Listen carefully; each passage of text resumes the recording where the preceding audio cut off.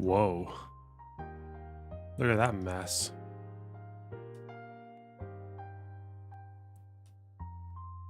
There you guys are.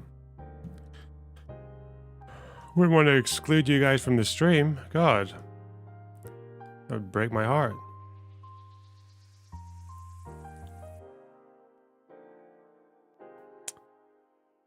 Okay.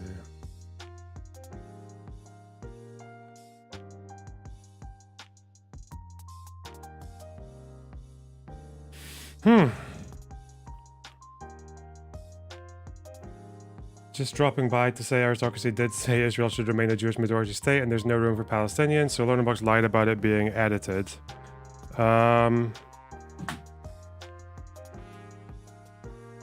We talking about like a 2-year-old debate? Okay.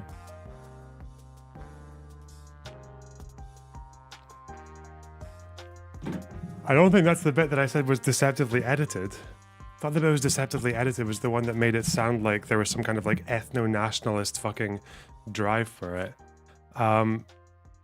The reason people want to have an ethnic majority for whatever group they're in the Middle East is because being a minority in the Middle East fucking sucks. Like, ask yourself about Palestinians. If Palestinians have a state, which ethnic group or national group do you think they would be okay with having as the ethnic majority in that state besides Palestinians? The answer is there's none. You think they'd want Palestine to turn into a majority like a Maronite state? Or a fucking, like, or a majority Druze state? Or a majority Kurd state? Or a majority Jewish state? No, they'd want a majority Palestinian state. Stupid, yeah. But I understand that it's really hard having that conversation with people who have never left their fucking suburban parents' home in Oregon or some bullshit. Like, it's hard to comprehend that other people in different parts of the world think different things. People wanting ethnic majorities in the Middle East is not the same as... It's not driven by the same priors as someone who wants a majority state when they're fucking, like, a white person in America. But, you know.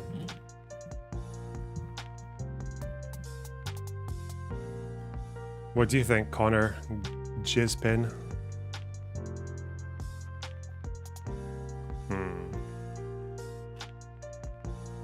Ooh.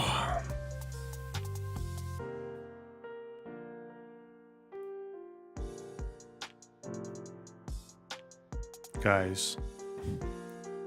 I know I've been away for 2 days, but it doesn't... I've been working, okay? I have been big working. Ooh.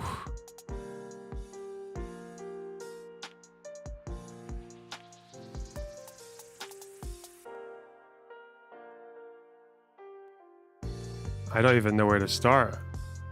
So much. I don't... Did you see the Dustin drama? What, with the Twitch aristocracy? I don't know anything about those people. I don't know.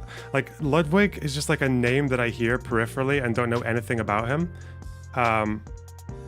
So, okay.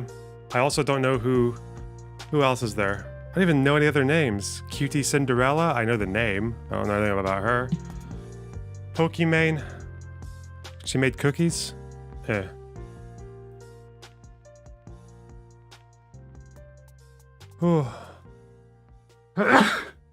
What's your opinion on the college protesters asking for full transparency and the implications of withdrawal from supporting Israel?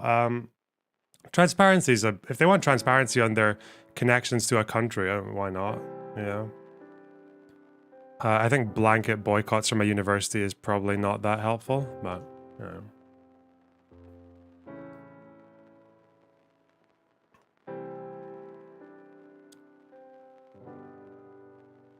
Because there are some universities in Israel that are pretty cool, and there are some that are nasty as fuck. And I think if you're in a university that's going to have a diversity of opinion, it's probably more practical just going for the ones that are harder to defend than everything.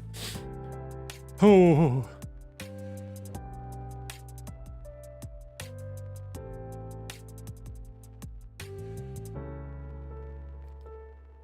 Sorry, you guys are giving me all the questions today. What the fuck? Have you done any work on the Intercept v New York Times video essay yet? Sad face. Thanks for the £10, 1-star. I really appreciate that. You've given me a lot to further that project, and I'm afraid I haven't yet, no. Although I will be flying soon. Not to Israel. But wasn't the air split from the BE debate? Yeah, it would have been, yeah. Can't imagine anyone else who wanted to fight me on that dumb shit. The problem is like, that's not the argument. Like, in the real world, like outside of Puritan tanky circles, it's actually very normal for people to say that if there's going to be a Jewish and a Palestinian state, the Palestinian state will be majority Palestinian. It has to be. And the Jewish state will be majority Jewish. It has to be. Until one day, you know, we can reach a world where this kind of differences in histories don't matter and they can all blend together and become one, like, diffuse fucking glob. But in this world, it's actually fairly normal to understand why both of these groups want to have majority representation in their respective states. But when you're having that conversation with someone whose entire audience is either like retarded or just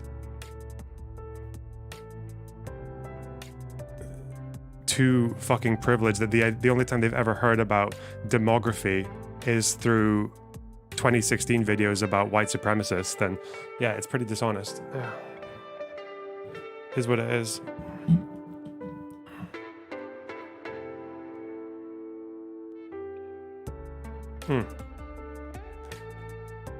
I mean, let me think.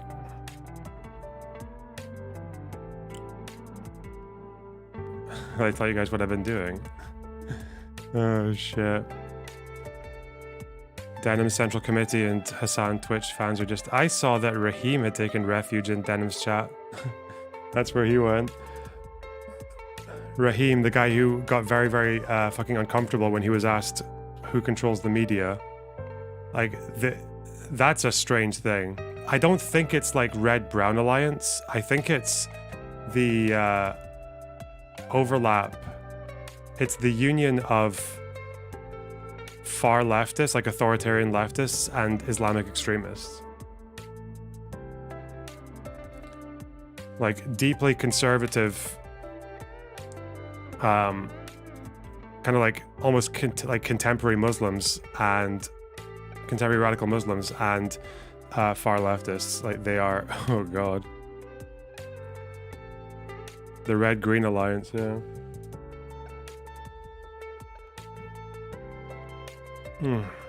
Where can we see the past streams? In the playlist section.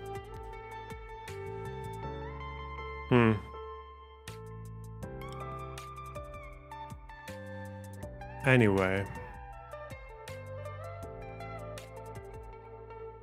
Still pretty fascistic? I mean, yeah, like... thinking Jews control the media and shit. Yeah, there's a lot of overlap there, but... I don't know, calling it Red-Brown Alliance when you're talking about Islamists sounds racist. I don't know. I don't know if I would call it Red-Brown Alliance. It sounds too close to Red-Brown People Alliance. Like, yeah, it's stupid.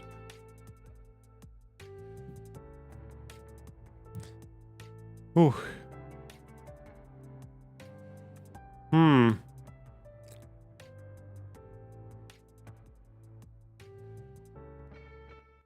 Okay.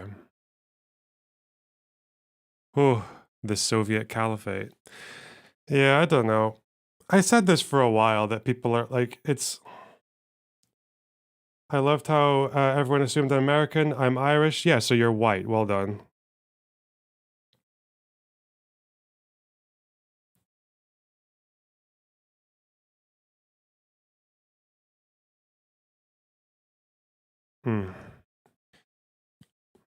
I'm Irish. Yeah, that's it. That's... No one understands the Middle East better than a fucking Irish person. What the fuck does that mean? Jesus. Oh, we both had completely different relationships with the British Empire, therefore.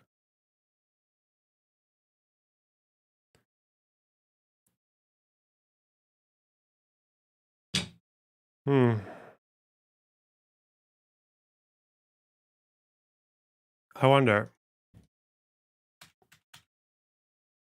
Okay. I don't even. This is such a horrible day for the scroller of my mouse to not be working properly. Um,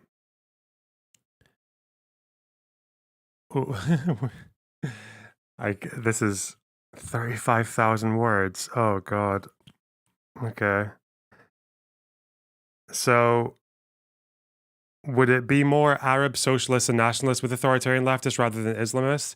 Fanon, 1960, maybe like 30 or 40 years ago. No, Arab socialism is dead. Who the fuck in this day and age is an Arab socialist or even a pan-Arab nationalist? No, the people, it's Islamists. Like the far left people here are like they're not simping over Bashar al-Assad and shit like that. They're simping over Hamas. Like it's Islamists. And they're doing the propaganda biddings of Islamists.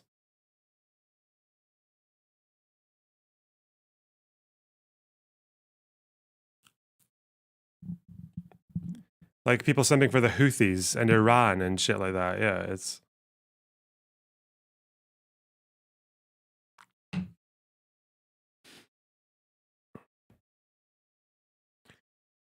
it's a country that's experienced settler colonialism. Wow. Okay.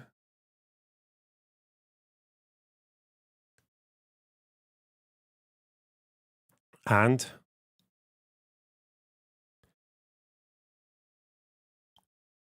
maybe we should revive Arab socialism though.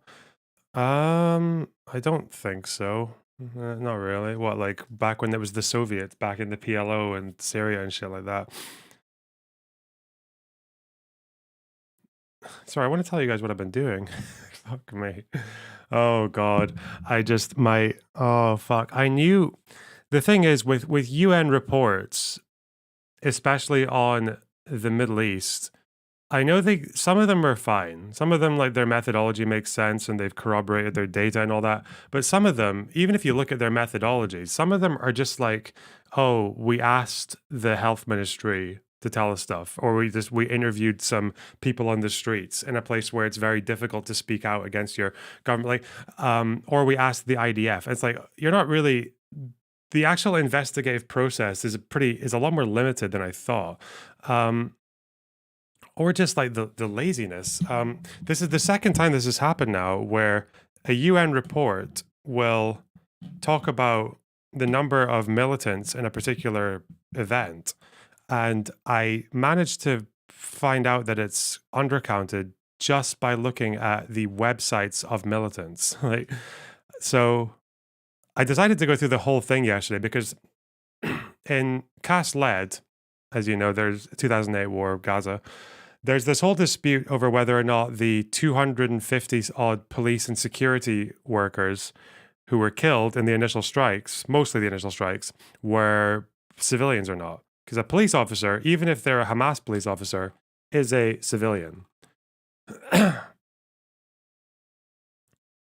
Right? They're civilians. But Israel asserted that Hamas had integrated the police force and the security forces with their party and also their military. So what actually happened was that a lot of these people who were police officers in Gaza were also working the borders, monitoring Israeli movements, planting bombs, working in engineering, building weapons, firing rockets, like this kind of thing. They were doing both jobs. And Goldstone, in the Goldstone report, said that the Israeli research data that was giving these findings was sloppy. They said that they were basically just making Hamas member synonymous with member of the Al-Qassam brigades. Like Hamas member equals Hamas militant, which they said that this research group had done. And they also suggested that maybe they were misidentifying Al-Qassam members because what happens is when a lot of Hamas people die, or even when civilians die, sometimes Hamas will claim them as martyrs or shaheed. So they just said that this Israeli data was like unreliable. And it seems to be that the conclusion, this is what Finkelstein will say, is that the consensus of human rights organizations is that the police were overwhelmingly civilians because they were not in hostilities and they were not members of Palestinian armed groups. And after looking at this data, and again, this is like a very shoddy translation of Hebrew Israeli intelligence report that says things like, oh, this person here was Al Qassam Brigades. And I think one of the complaints they say is that for a bunch of these people, they just say Al Qassam Brigades. And it seems to be their only reason for saying it is that they're Hamas. And they're also in the police.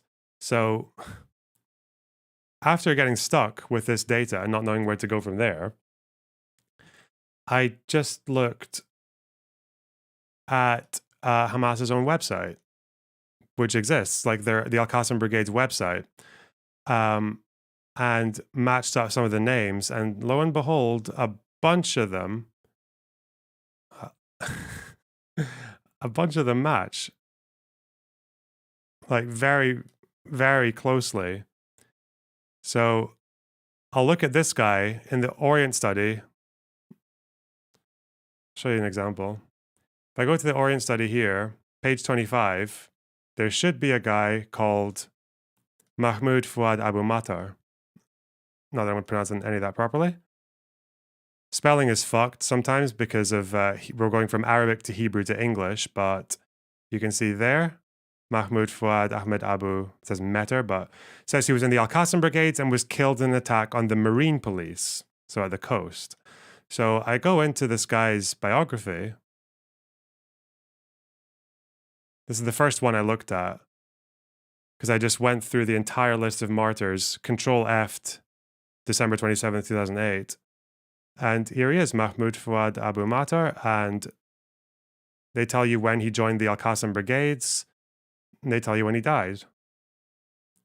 He joined in 1996, targeted Zionist vehicles. He died in the bombing of the Palestinian Navy position on the coast of the Sudanese Sea.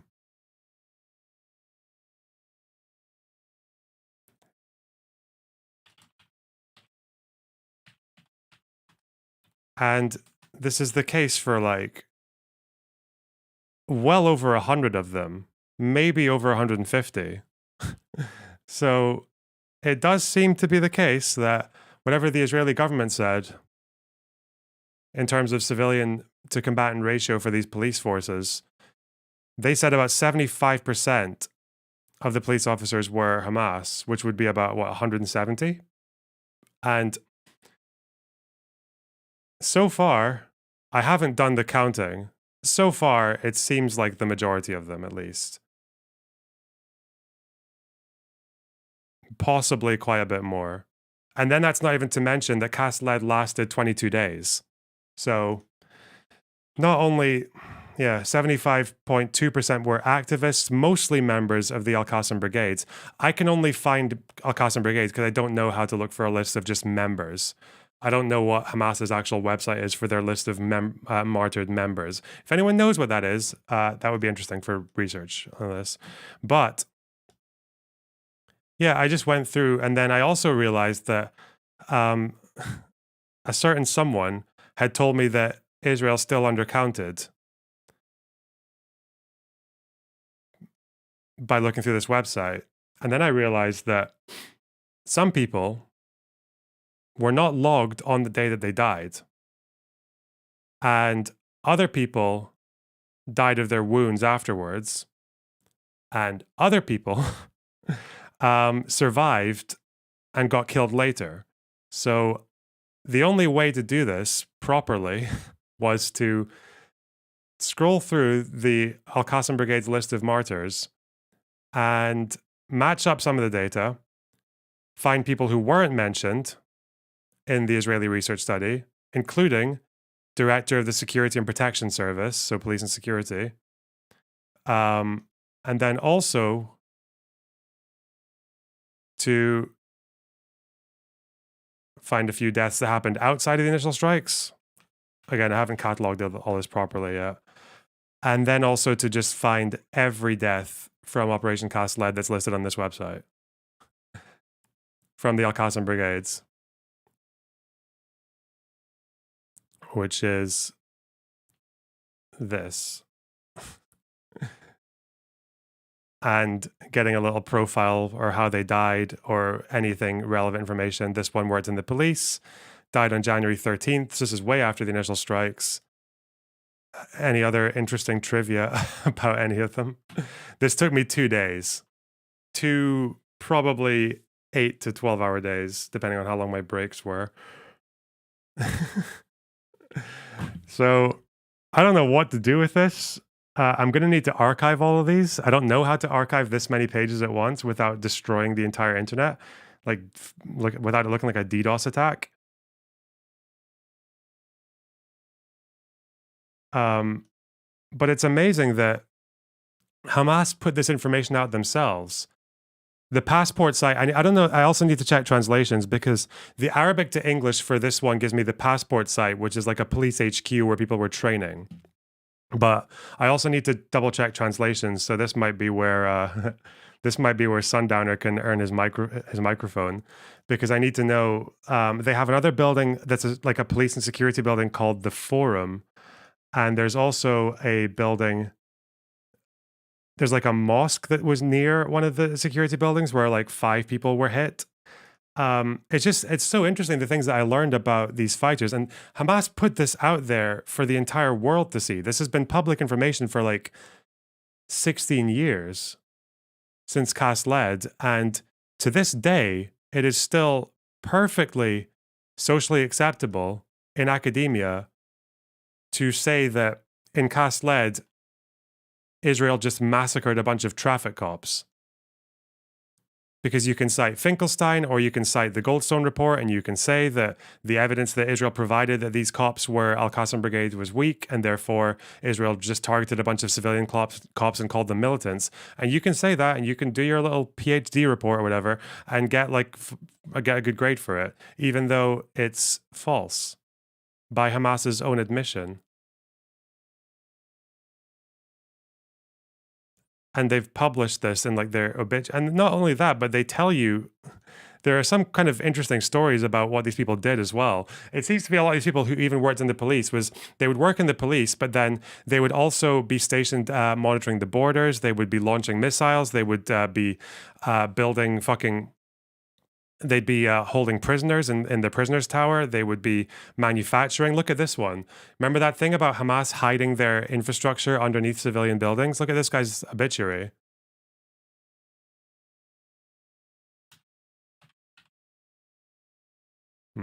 Where is it?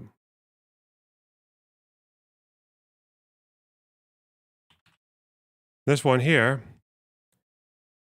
He was working in the manufacturing unit located under the prisoners' tower in the Tal al-Islam area.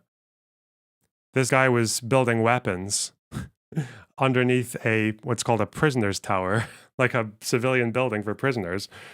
So that's there.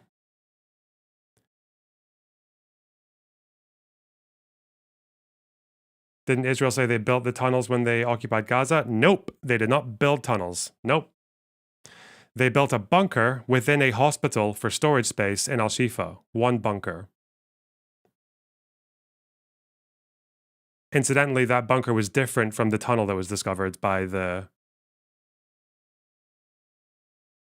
IDF. And you can tell because there's like a bunch of these people had jobs digging tunnels. If I go Control F, tunnels, participated in digging tunnels and planning explosives, digging tunnels, digging tunnels, digging tunnels, digging tunnels, digging tunnels, digging tunnels, digging tunnels, digging tunnels, digging tunnels, digging tunnels. Digging tunnels, digging tunnels. Yeah, I can't even say it quick.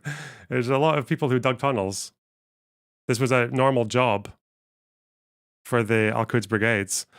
Firing mortar shells. Yeah, a lot of these guys were like big multitaskers as well. Another thing, the Israeli intelligence people, they did actually count a few things wrong. In one case, they put a false entry of someone who was killed a year earlier. So they named this guy, but he died on 27th of December, which is the first day of Cast led. But this guy died 27th of December 2007. But Israeli intelligence listed him anyway, so this one was wrong. This guy didn't actually die in an airstrike. He died This guy died because he accidentally shot himself in the head whilst he was cleaning his gun. So he had nothing to do with Operation Cast Lead. He just died in a very tragic accident.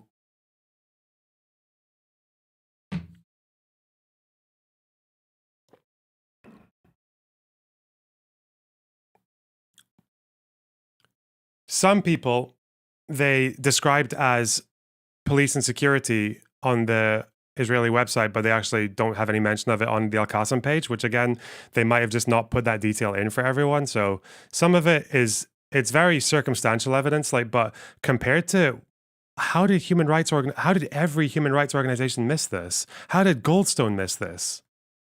Like it's insane.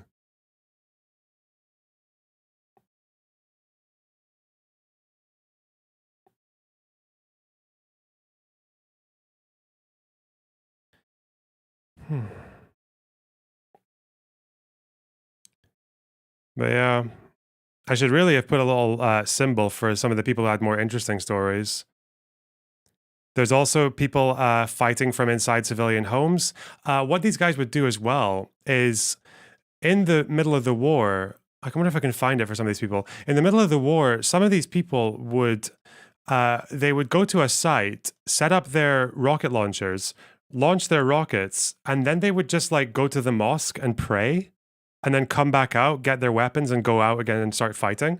That happened a lot. So there's one at the beginning where I saw like one of the mosques, and I was like, fuck, this guy was just killed like at the gates of a mosque. That's pretty fucked up. But then as I go through these lists, I see more and more people who were killed outside this mosque. And it just seemed to be that some of these security workers had been in the strikes or survived, or maybe they were just been fighting. And they go into a mosque to pray together, these like 6 Al Qassam fighters. And then they go and stand outside and a drone or a Israeli plane caught them and just blew them up. Also, it seems that a lot of these guys store some of their equipment in their houses, like in their family homes, because there's also like talking about these people spending like 1 or 2 days at the front line and then they get tired, so they go home to rest, and then or like them rushing home to pick up their weapons and their uniform and then going back out to start fighting. So yeah, it's just like I just learned so much about how these guys actually operate from and it's so interesting hearing it from their own mouths as well. Like there are some strikes here that are pretty difficult, like pretty unjustifiable though. There's one strike where, or sometimes I'll see like this guy was killed in his civilian home, like they bombed his home. Uniform, well, the uniform was more for like if they're doing security work and things like that, for like local stuff. But when it comes to people doing strikes on homes, because yeah, the IDF did actually strike some of these people in their houses with their families, but I'll sometimes see like, oh, he was martyred in his home in an airstrike with his brother and cousin, and then I scroll down 2 more and it's like his brother and cousin are both Al Qassam brigades. There are a couple where like there's one guy who was killed in his house along with his mother and fucking sister, or 2 sisters. There was one strike I saw that I need to look into. There was one strike I saw that had like 1 fighter, it seemed, and like 22 family members living in this one 4-story house. So I'm not really sure how they justified that, or if that was a mistake, or if that was just Israeli proportionality like calculations. But I've done a lot. I've really... I feel like I'm seeing through the matrix of the amount of bullshit that comes out of these UN reports now. Fuck me, man. Like even way into the middle of the war, you've got like Palestinian police west of Deir al-Balah. Palestinian police site west of Deir al-Balah. Why is Israel so bad at making this case? Don't know. I think if it goes too public, maybe Hassan would have less of a incentive to write down these obituaries, because Hamas doesn't have to do this. How did you get this list? Is a martyr No, they're not martyrs, MY. I've okay, listen, I've anticipated that argument, okay? Don't worry. I'm not stupid, okay? Goldstone made that argument as well. That's how he skirted past this. This is not a list of martyrs. This is a list of Mujahid Qassami from the Al Qassam Brigade's website. These are not randomly claimed martyrs. These are not civilians who were claimed as Shaheed or martyr. These are Mujahid, right? Fighters. So, no. After watching all your research streams, I'm shocked at how stupid the conclusions you come to are. Get in Discord and tell me all about it, stable white guy.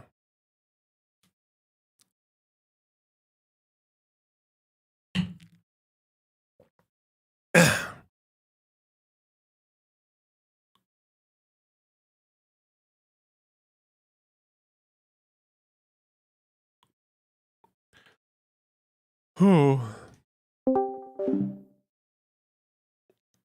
Anyway.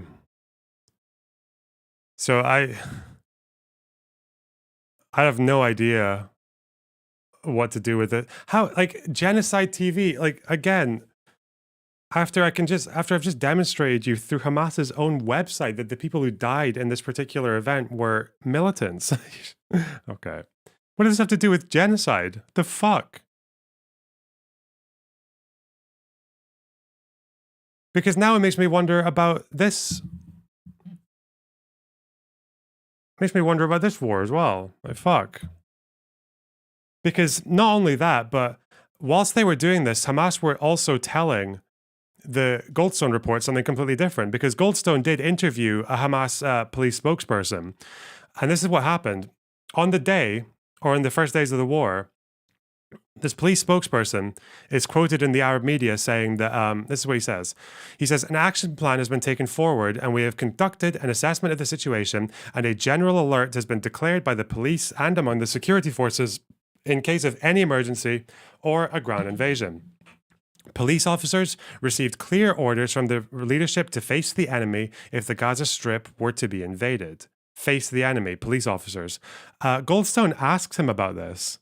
And do you know what he says? He clarifies the police was to continue its work of ensuring that basic foodstuffs reached the population, directing the population to safe places, and upholding public order in the face of invasion.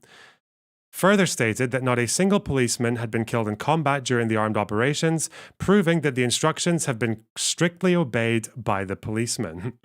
What? And Goldstone just believes this. At least he believes it more than he believes the IDF.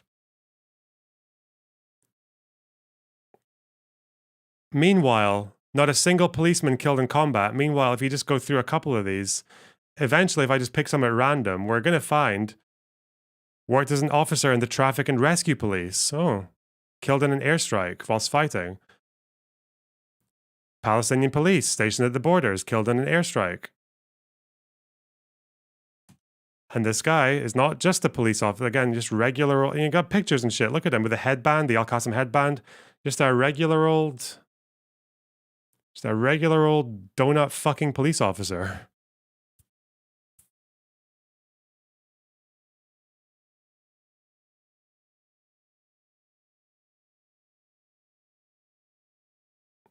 Can you share the doc? Yeah, I need to pay extra to upload Obsidian, but this will go up today, yeah. This will go up today.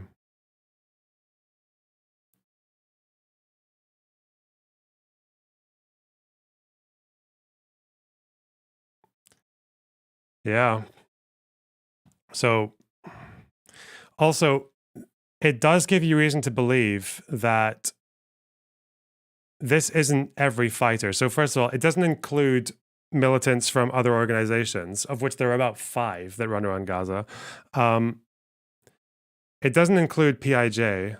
PIJ's website is archived, but you can't go into the biographies. So you would just have to go with the dates. You could do that. You could go to the PIJ website and just look at people who died from fucking...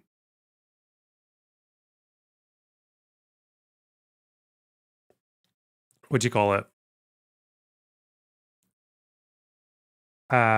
From December 27th, 08 to January 18th, 09. but also a few people are listed after '09, only like 4 or 5, but people who died of their wounds afterwards. There is reason to believe that not everyone was listed on the Al Qassam website, because in some of the obituaries they mention someone dying and they say he died alongside his fellow mujahideen, like these guys. But then you can't find individual biographies for them. So these guys are mentioned as Al Qassam Brigade's fighters in other people's obituaries who died in the war, but they don't have their own pages. So, and that might make sense because if you look through the website, the way it scrolls down, it's not chronological. Like some people who died in 2007 don't reach the list until around 2016 or something.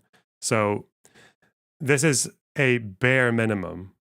Like, and I can't really prove that the number is higher, but it just like it obviously is. Yeah, that's so. Hmm. But yeah, fuck. But yeah, I will need to do the counting as well. But they also talk about how the police were incorporated as well, like the actual process of the.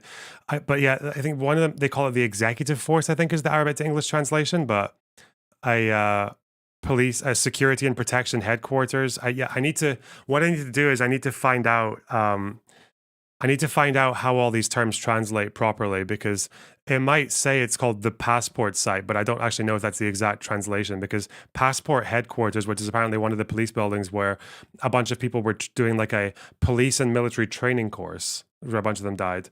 But I don't know if it's actually called the passport headquarters or like the Arafat passport headquarters or some shit.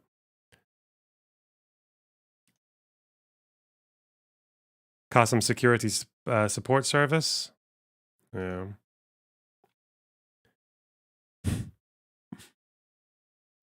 And the interesting thing is, I don't actually know if anyone outside of these random Israeli research groups that only publish in Hebrew, I don't know if anyone's actually done this research before.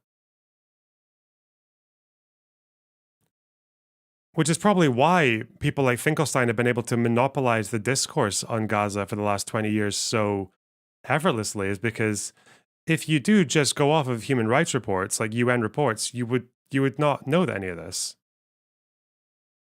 You wouldn't know. So I think it's a pretty important project. I just don't know what the fuck to do with it. Present it on a stream? Make a video essay? I don't know. God.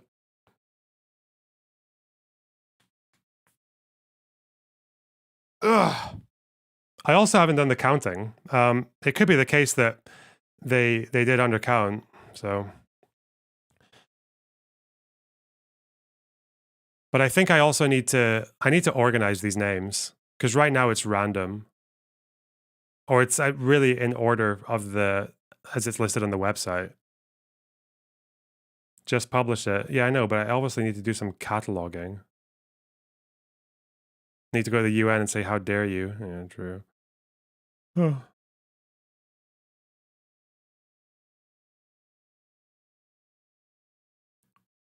Yeah, maybe.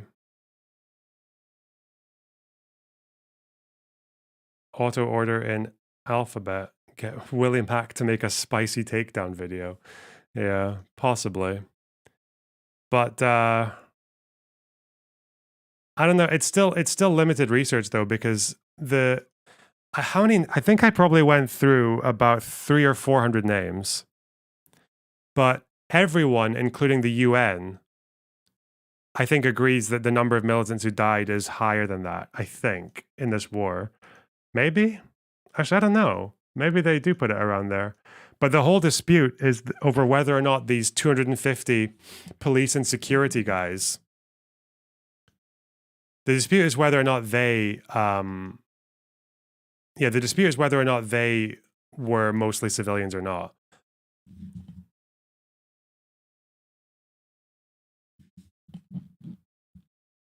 Substack. Yeah.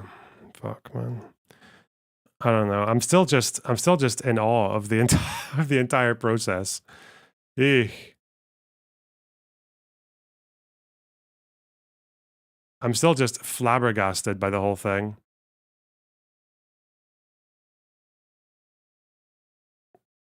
And I haven't even looked at PIJ because were they fighting that all that much in? Although there's even like a public statement though. I'm pretty sure at one point Hamas claimed. What did Hamas claim for this war? They claimed a number, although it might be subject to misinterpretation. Subject to any interpretation. They claimed 600 to 700 of its men were killed, but I think this includes members. Israel's count for dead militants was... It also doesn't mention that if you're a civilian who takes up arms, you would be counted as a militant. And then obviously, but you just can't know that apart from by looking at, by trusting the IDF to know what happened. But yeah, that's not very reliable. So,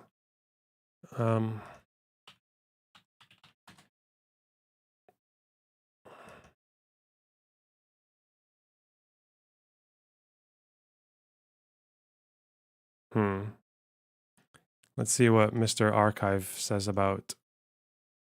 Oh. Does this prove Hamas is losing? This is from a different war, the man. So I don't know.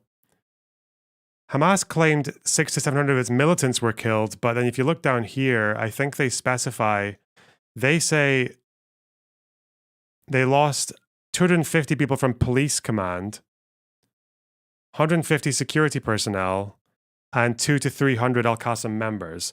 This number is not the same as on their website. There are not 200 to 300 Al-Qassam members, at least that I found, who had nothing to do with police, I don't think.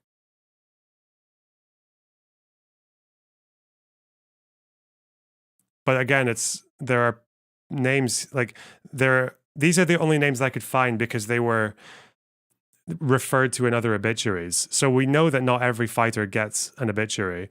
The youngest person I found, most of them were over 18. Almost all of them. There were a couple of people who were under 18. The youngest guy I found here was 15 years old. Joined Al-Qassam at 15. Oh no, I'm never going to find... There's too many 15s. Is he 15 years old? Age 15? Yeah.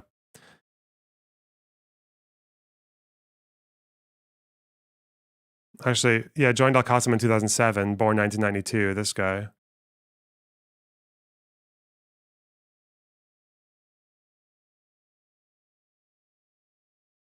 Killed on the 1st of January.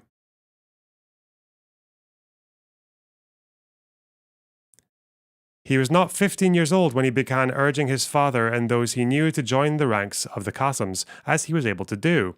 His heart overflowed with faith and his spirit could no longer bear to sit. He first joined the ranks of the Qassams in the year 2007. Yeah. So... Yeah, some of these guys do have pretty, like... Some of these guys do have pretty sad stories.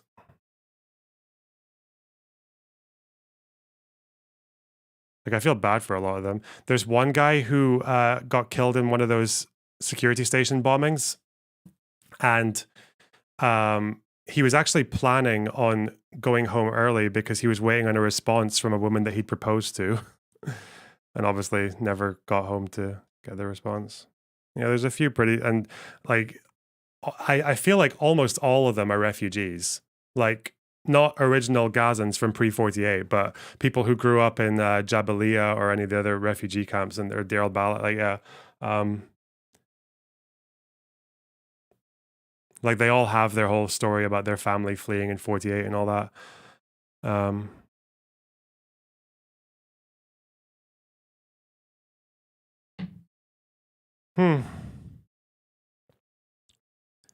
But that one I'm putting on hold for a minute because I don't want to put my brain through that much information. for a little while.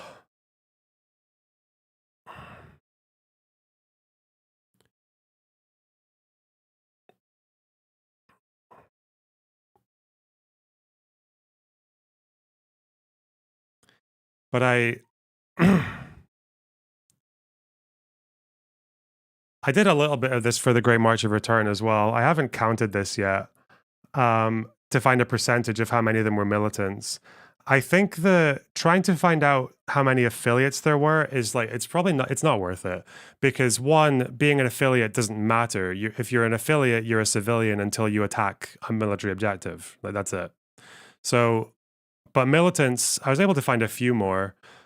From the first day of the Great March of Return, of which I think 16 people died, I was able to find 5 Al Qassam Brigades members,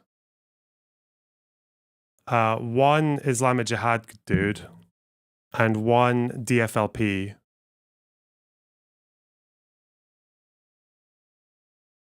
This guy here, you can see the flag behind him.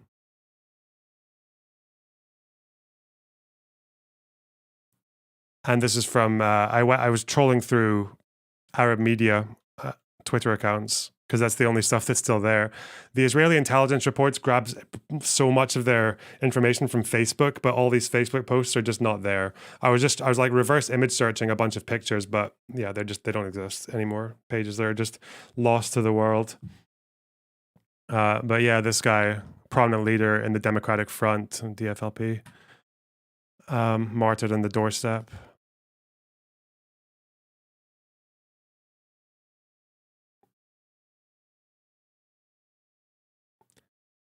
But I never actually counted the number of militants who died in this whole period.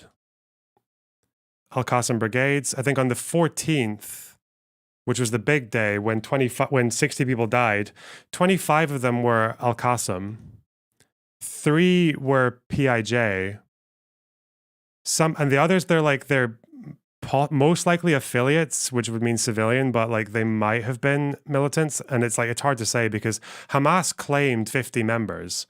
Which would imply 20 fighters, 20 members, 3 PIJ fighters.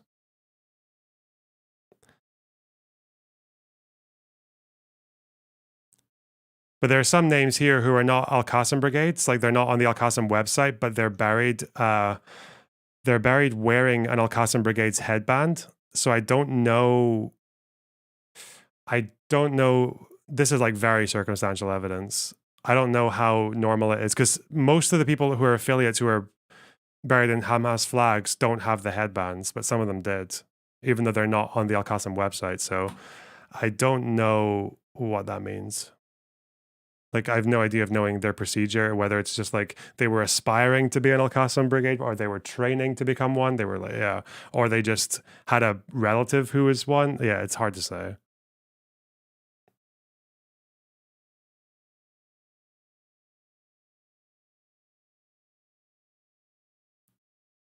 I think there's one PFLP guy here.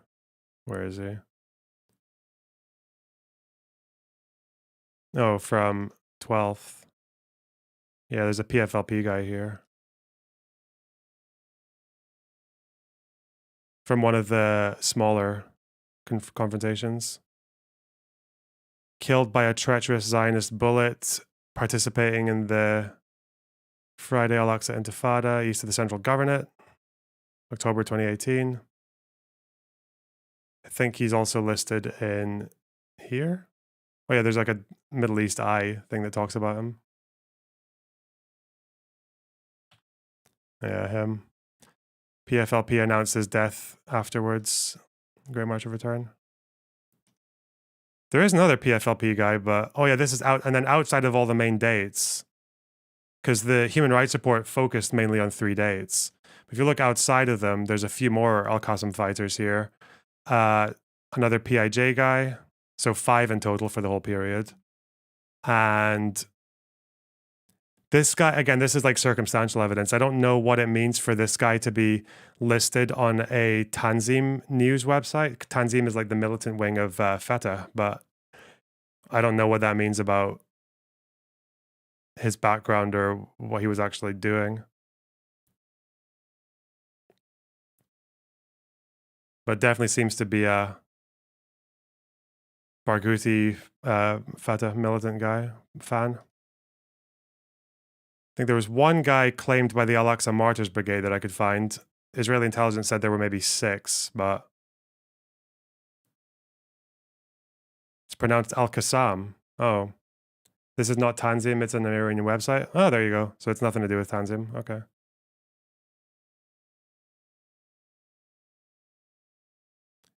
Yeah, this guy was claimed by Al-Qassam, by Al-Aqsa Martyrs Brigade, although I don't even know if they were active at this time in 2018.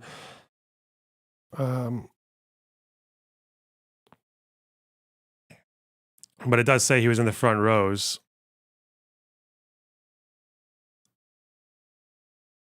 So if I'm going by people who I would say would count as militants,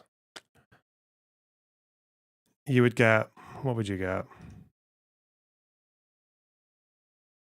Out of 187, is it 183? I can't remember. I might just do this now. You would have 5, 6, 7.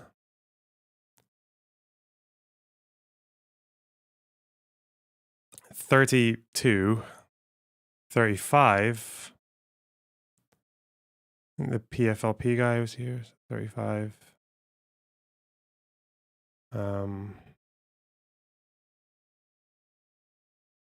36.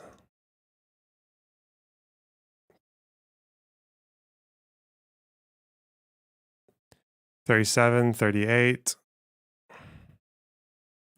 39, 40, 41, 42, 43, 44, 45, 46, 47, 48, 49, 50, 51, 52, maybe 53.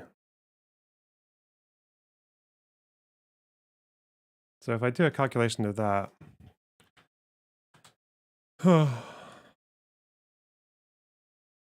53 is percent of, what's the, how many people did they say died in the whole thing? It's 183. 183. It would mean about 29% of the people who died in the Great March of Return were militants. Not 29%. Israeli intelligence claimed 31%, but they used different time windows. And I can't find the people that they're claiming were Al-Aqsa Martyrs Brigades apart from that one guy, so. Eek.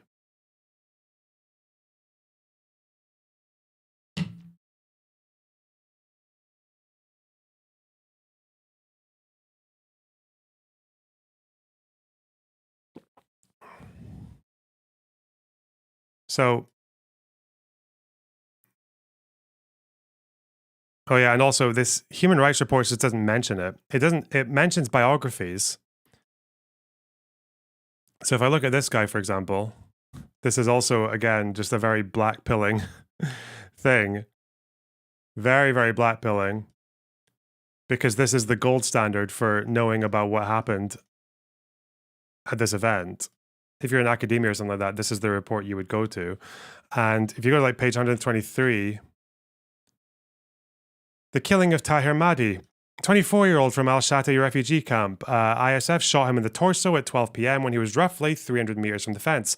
Madi had been walking away from the fence towards the camp when he was shot. He died of lacerations to his internal organs. Did not find that he posed immediate threat of imminent death, serious injury. So that's all they tell you about him, but they don't actually mention that he was a member of the Al-Qassam Brigades. Like, I don't know why they wouldn't mention it. I feel like that's relevant information, isn't it?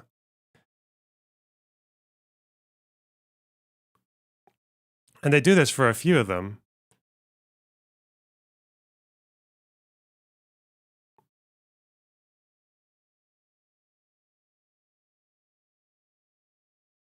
Yeah, it's really bizarre.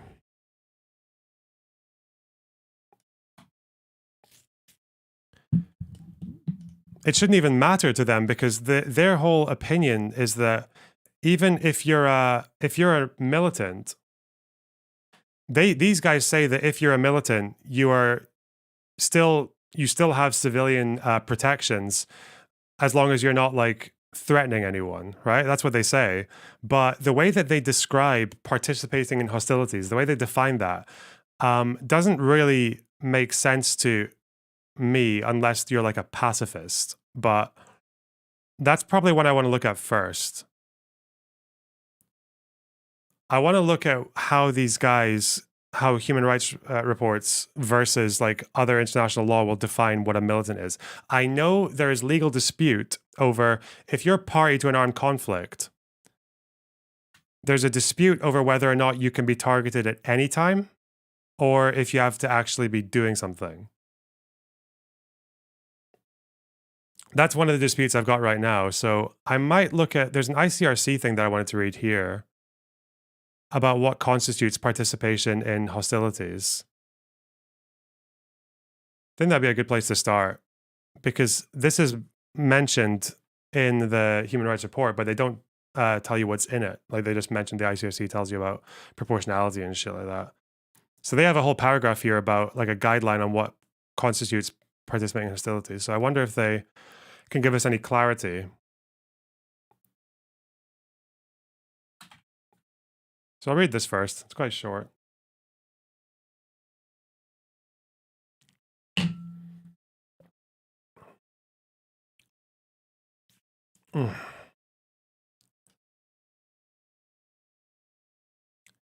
Oh.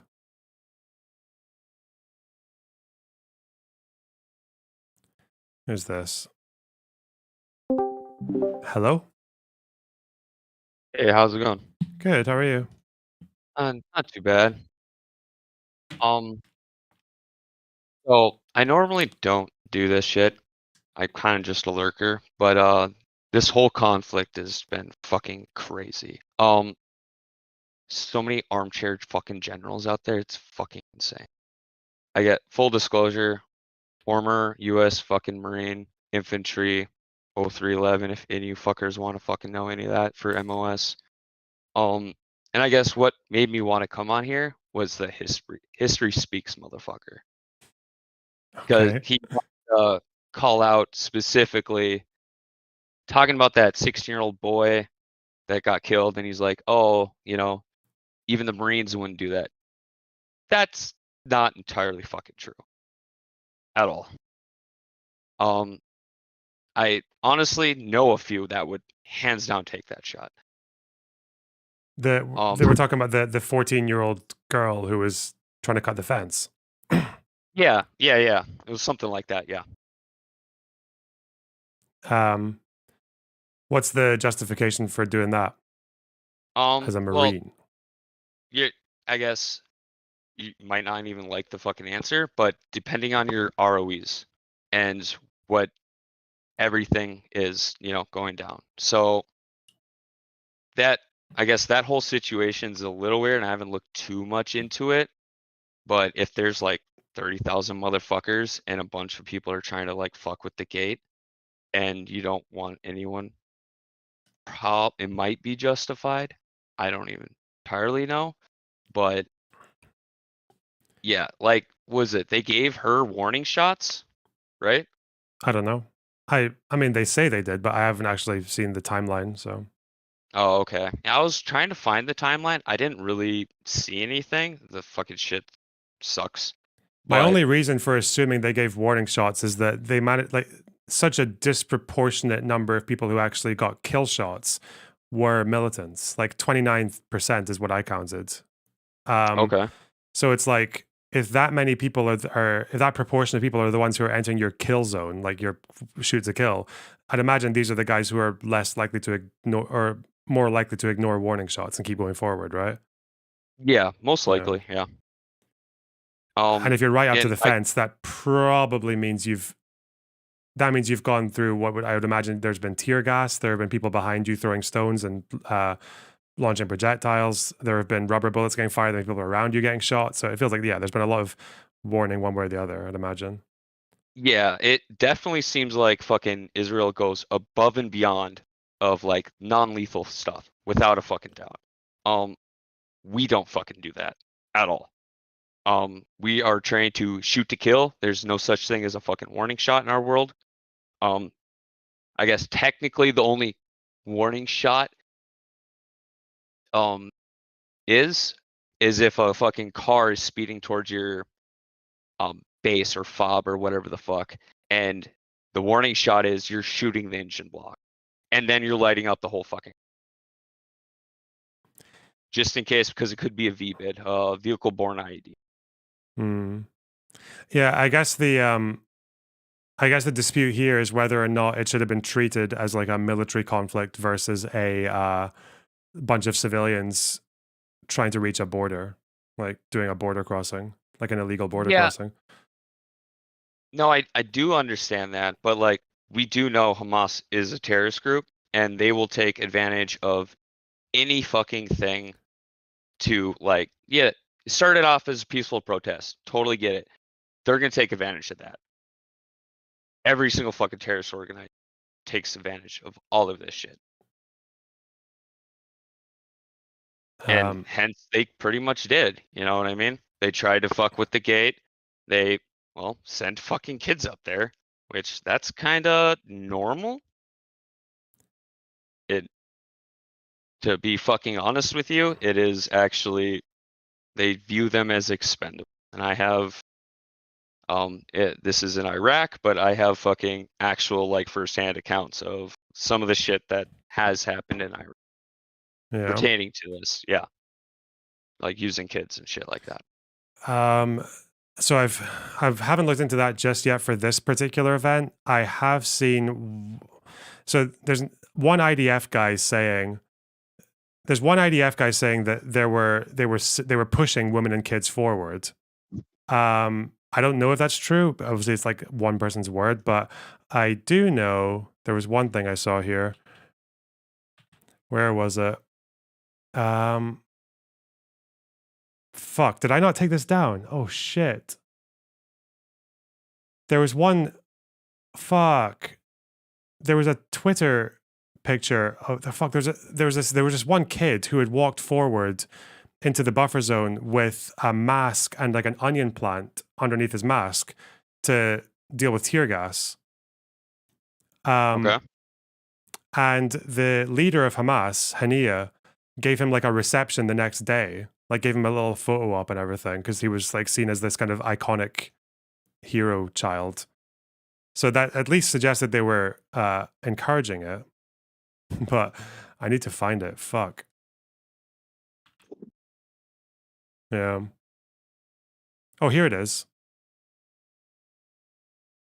You can see this on my screen if you want. This is the kid who went into the buffer zone with an onion mask to deal with the fucking tear gas. And this is Hania, the leader of Hamas, giving him a little "well done, son," and giving a little award and shit. I'm not fucking surprised. Kind of gross, I think. Yeah. Yeah, absolutely. Well, shit. Yeah, some of the stuff I would kind of say, I don't know, you even know if it's appropriate for stream. I'm gonna be honest with you. I don't know the fucking rules of YouTube and shit like that. I don't fucking stream or any of that. So I would say it, but you know, you're the boss technically. But yeah, like this whole thing is fucking weird, and everyone apparently knows way more than actual military fucking knows. Like it's absolutely fucking insane. Yeah. And yeah, also maiming, in my opinion, is that's bad. That's fucking horrible. Like I don't even know how that was like justified, truly. Maiming, you mean what? The leg shooting shots? their legs, or that's fucked up in my opinion. But my answer would be killing them instead. But that's even, you know, there's nothing moral about war. I love how everyone keeps fucking saying that shit. There isn't anything moral about any of the shit. Of course, there's better ways to do stuff. There's laws pertaining to everything, right? But you know, so okay. Wow. Well, um, I'm not American, but if I was, I'd say thank you for your service. And No, don't even. okay, take care, sir. Yeah, man. You too. Bye bye. Bye-bye. Oh.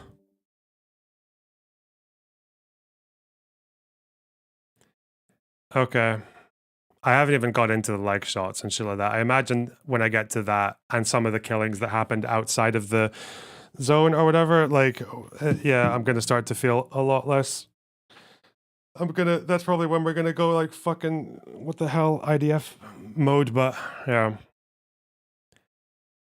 I mean, it's funny though that I'm allowed to do that without any research. I'm allowed to say the IDF probably committed atrocities. People went overboard. People committed crimes and murders and all that shit in the process of doing this. And no one bats an eye when I say that. Like, that's fine, even though I haven't even looked into that. I can just default to saying that. And then I can also say it's not just a bad apples issue, it's a systemic issue because people in the IDF don't get punished for killing Palestinians. As far as I know, someone can show me an example if this is wrong. I think the longest time an IDF person has spent in jail for killing a Palestinian was 3 years since the beginning, since 48.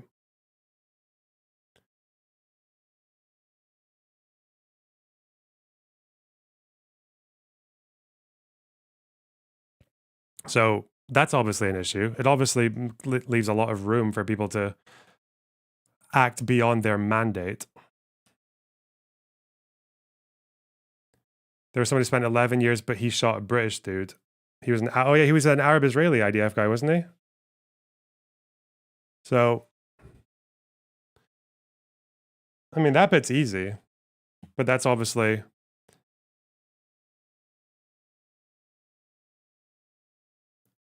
no one cares about that part.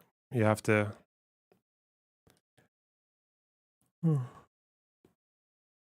Okay. I've heard this one theory. I feel like it's not even a theory, it's just obvious.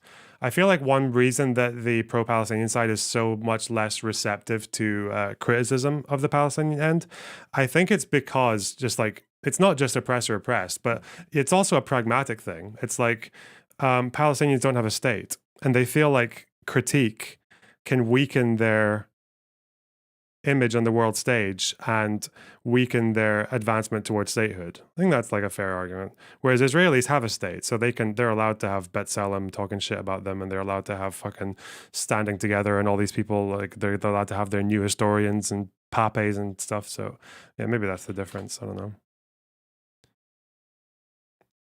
I feel like that's why.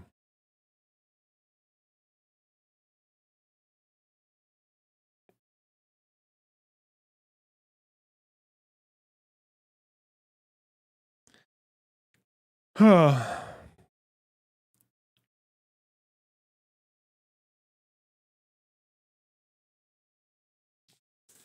right. What constitutes participation in hostilities? Basic components of the notion of direct participation in hostilities. The notion of direct participation in hostilities essentially comprises two elements, namely that of hostilities and that of direct participation therein. While the concept of hostilities refers to the collective resort by the parties to the conflict and to means and methods of injuring the enemy, participation in hostilities refers to the individual involvement of a person in hostilities. Okay. Hostilities. Collective resort to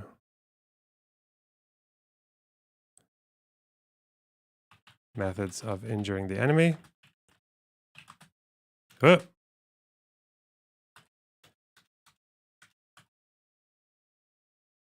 Participation. Individual involvement of a person. Cool.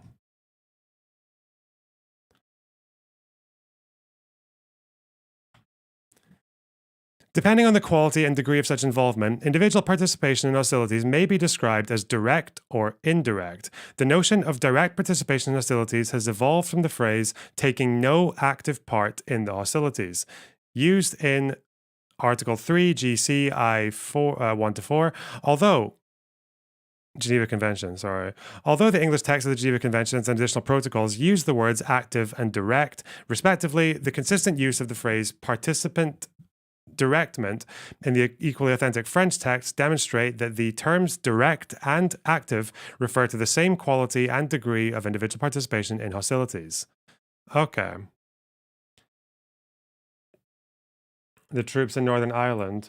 Well, I mean, that's the, like, people tried to compare this March of Return to, like, Bloody Sunday was something I kept hearing from people, I guess, who don't know. The people in Bloody Sunday were not given a warning. They were blocked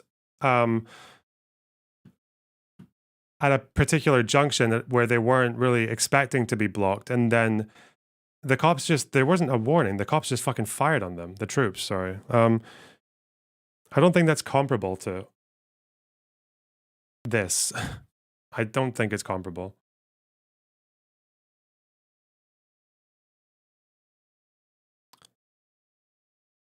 Restriction to specific acts. In treaty IHL, unless we read the IDF warnings about the border and find out that it's horseshit. I think one of the warning leaflets that the IDF dropped before the March of Return was something like, Hamas is trying to use you to do a war and invade rather than helping their own citizens. Like, don't take part. Like, push for them to build infrastructure or some shit. Yeah, there was some weird warning like that. So we'll look at whatever exactly they said.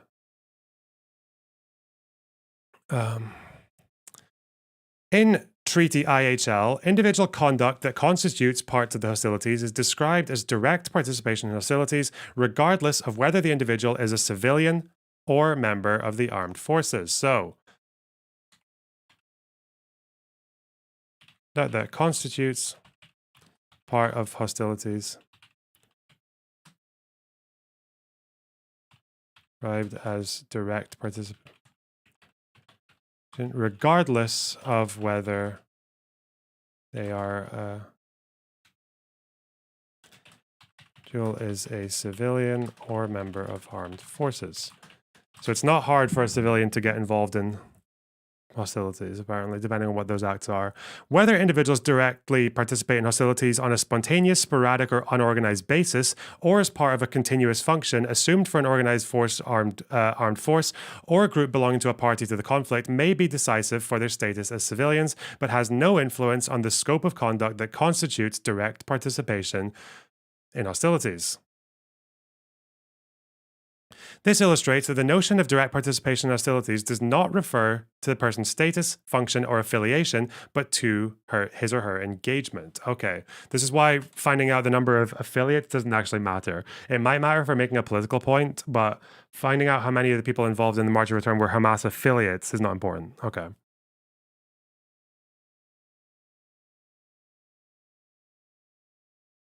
Caught me about something incorrect about Ben Gurion and the 47 partition once.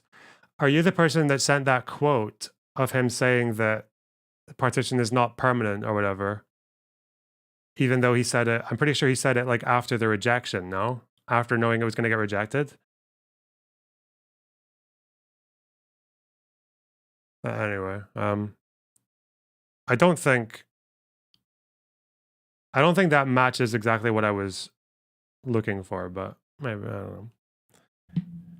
I thought if you wanted to make the argument that they were never going to be okay with partition, is one, just think about it. It's a 40% Arab, 45% Arab population that is hostile. Like, I don't think that would have worked. Probably not. Hard to say, but I don't think it would have worked, even if the Arabs accepted the partition plan. I think there would have been fighting, and there would have been probably some like desperate attempts to transfer the fucking people in the Jewish state. That probably would have happened.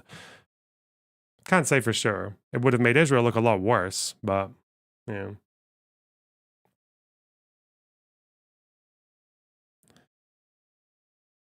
And they were anticipating it anyway. They weren't planning on giving citizenship to those Arabs, to the 45%. They were planning on keeping citizenship withheld because they wanted it to be easy to expel them in the case of a war. But it does say in the case of a war, so...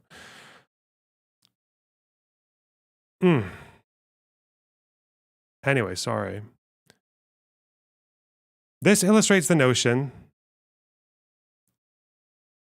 of direct participation in hostilities does not refer to a person's state. Oh, yeah, okay. Does not refer to status, function, or affiliation, but to their engagement in specific hostile acts. In essence, the concept of hostilities should be described as the sum total of all hostile acts carried out by individuals directly participating in hostilities. Okay. Where civilians engage in hostile acts on a permanently recurrent basis, it may be tempting to regard not only each hostile act as direct participation in hostilities, but even their continued intent to carry out unspecified hostile acts in the future. However, any extension of the concept of direct participation in hostilities beyond specific acts would blur the distinction made in IHL between temporary, activity-based loss of protection to direct participation in hostilities and continuous status or function-based protection due to combatant status or continuous combatant function.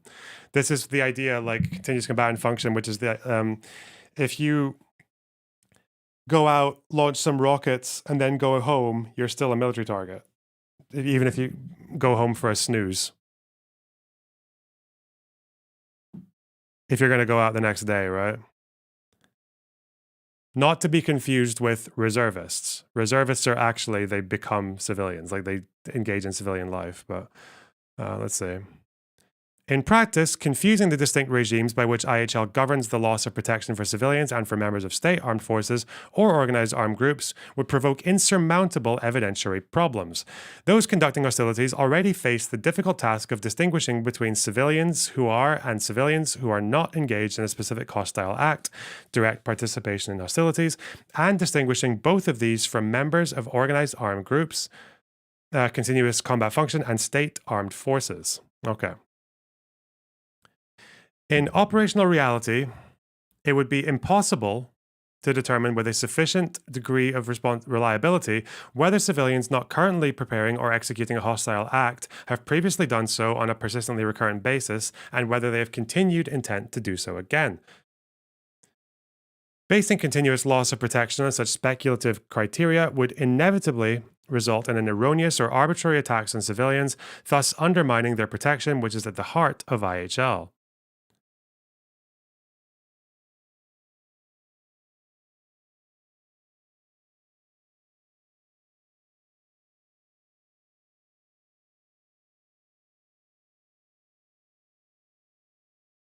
White Taiwan? Are Taiwanese people white? Okay. Little Ghosty. This is why I keep you around. You're fucking hilarious. All right.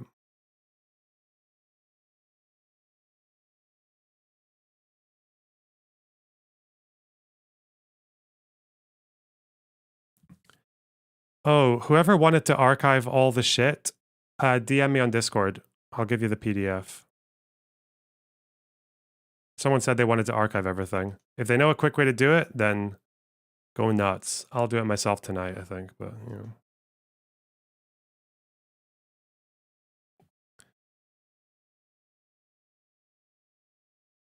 know. Happy to help. Oh, Sulfur. I know you. I trust you. Yeah, you can do it. All right. Facing continuous loss of protection. Da da da da da. Okay.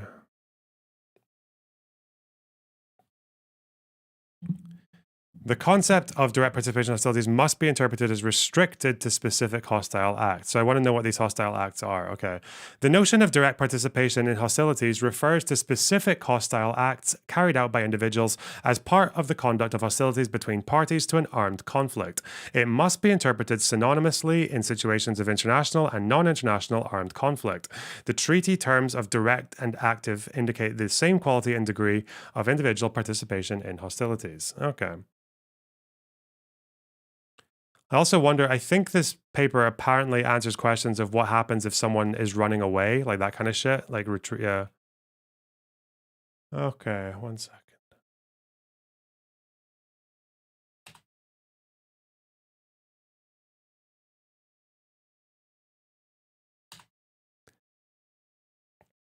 Okay, thanks, guys.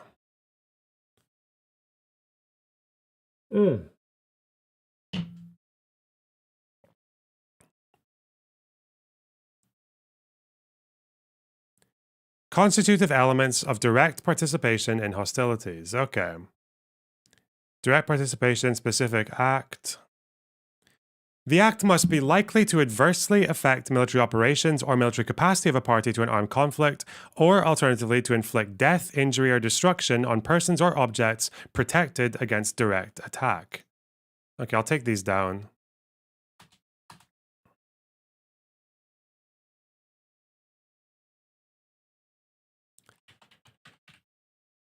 Div elements.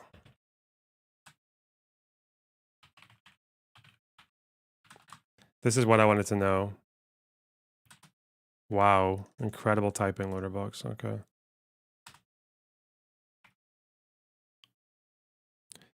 Must meet the following criteria.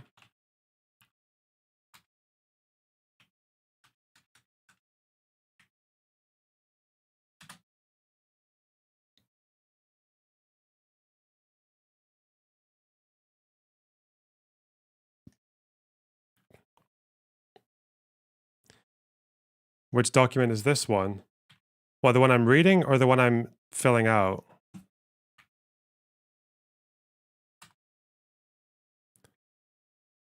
There must be a direct causal link between the act and the harm likely to result from that act, or from a coordinated military operation of which that act constitutes an integral part, i.e., direct causation. Okay.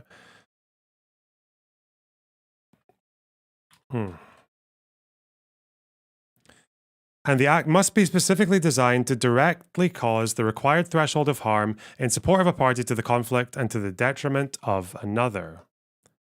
The belligerent nexus. God, these words. Ugh.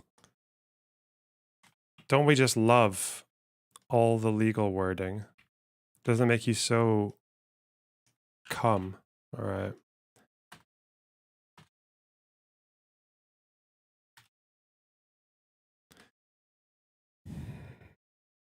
Acts amounting to the direct participation in hostilities must be meet three cumulative requirements. 1, a threshold regarding the harm likely to result from the act. 2, a relationship of direct causation between the act and expected harm. And 3, a belligerent nexus between the act and the hostilities conducted between parties to an armed conflict. Although these elements are very closely interrelated, and although there may be areas of overlap between them, each of them will be classified separately here. Ooh. Threshold of harm. This is probably the most important thing for hostilities, because I actually don't know. Of harm.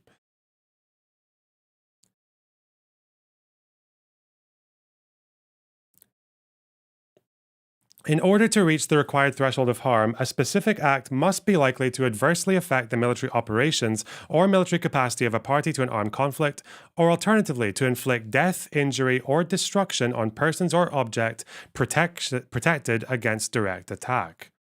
Okay. Likely to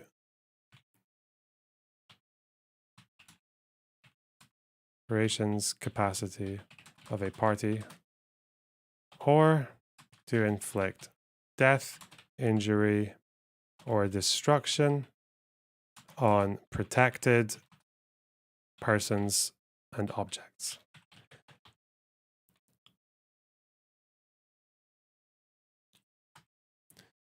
For a specific act to qualify as direct participation in hostilities, the harm likely to result from it must attain a certain threshold. This threshold can be reached either by causing harm of a specifically military nature or by inflicting death, injury, or destruction on persons or objects protected against direct attack. The qualification of an act as direct participation does not require the materialization of harm reaching the threshold, but merely the objective likelihood that the act will result in such harm. Therefore, the relevant threshold determination must be based on likely harm, that is to say, harm which may be reasonably expected to result from an act in the prevailing circumstances. Okay? Of likely harm.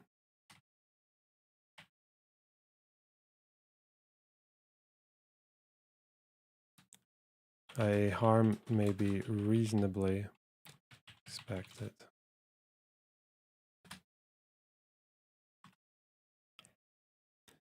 from an act. Okay.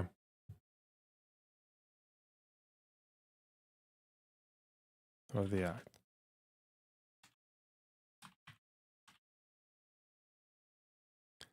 Adversely affecting the military operations or military capacity of a party to the conflict. Okay, let's do that.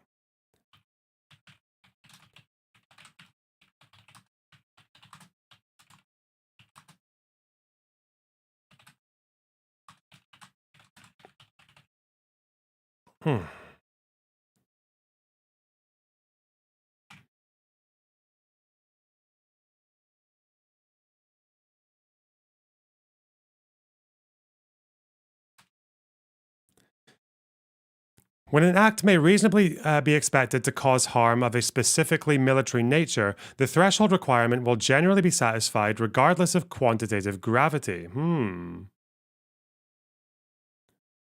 When an act may be reasonably expected to cause harm of a specifically military nature, the threshold will be satisfied regardless of quantitative gravity. Like what if you scratch a tank with a stone? Like, okay. Would that does that not matter then? Like if a fucking wanker just walks up to a tank and like just keys it? Okay. In this context, military harm should be interpreted as encompassing not only the infliction of death, injury, or destruction on personal military objects, but essentially any consequence adversely affecting the military operations or military capacity of a party to the conflict. Okay.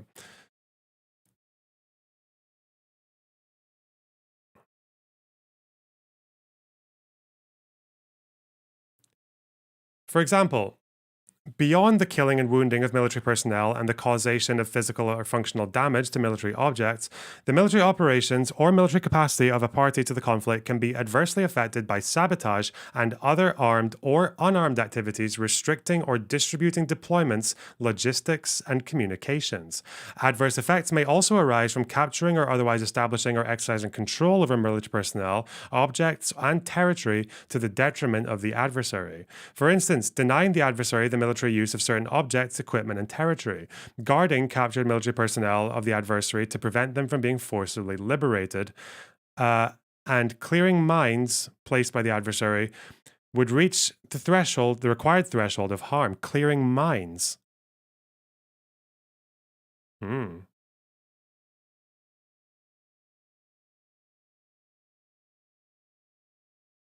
Okay.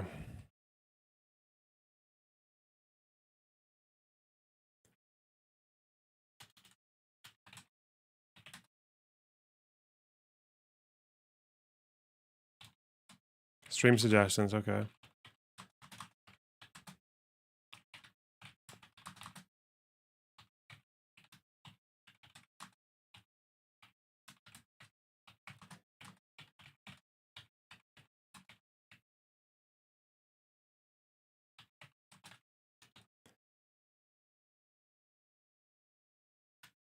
Let's put it here. Keep them short.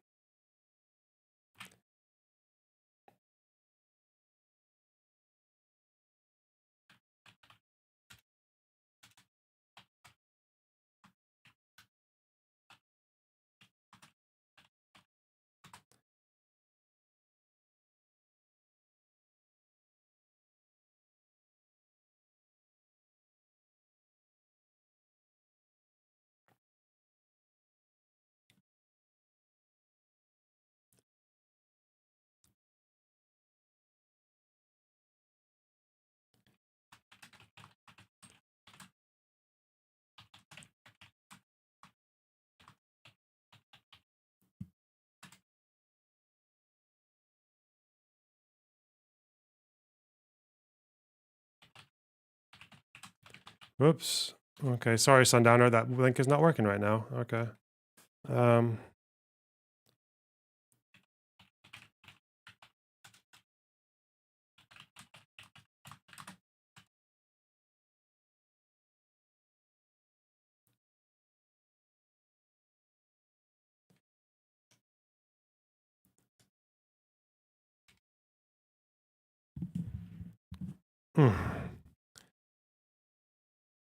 For example, beyond killing. Wait, I already did this. Fuck. All right. Where am I?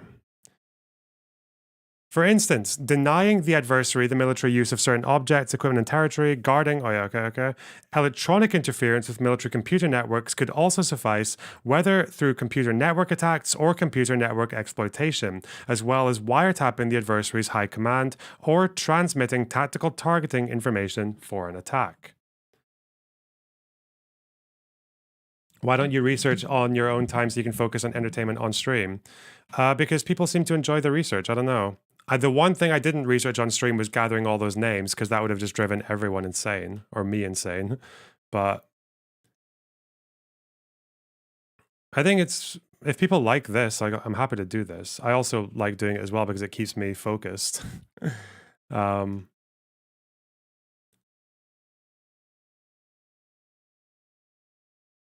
it means people who already have background knowledge on any of these things can jump in and correct me or add relevant information. So yeah, there's a bunch of advantages to doing it this way. And if for some reason 700 wankers are going to stick through all this, like, why the fuck wouldn't you, you know? It's kind of amazing that they do, but like, we'll do entertainment if you want, man. Just later. Chill.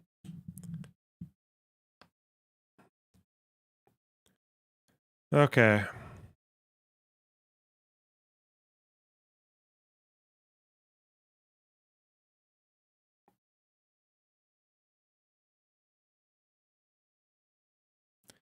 At the same time, the conduct of a civilian cannot be interpreted as adversely affecting military operations or military capacity of a party to the conflict simply because it fails to positively affect them. Thus, the refusal of a civilian to collaborate with a party to the conflict as an informant, scout, or lookout would not reach the required threshold of harm of the motivations underlying the refusal. That's interesting. It's got nothing to do with this, but that's interesting as well. Okay.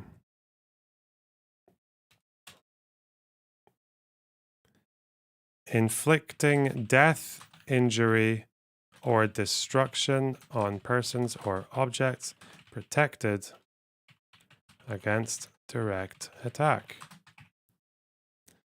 Specific acts may constitute part of the hostilities even if they are not likely to adversely affect the military operations or military capacity of a party to the conflict. In the absence of such military harm, however, a specific act must be likely to cause at least death, injury, or destruction.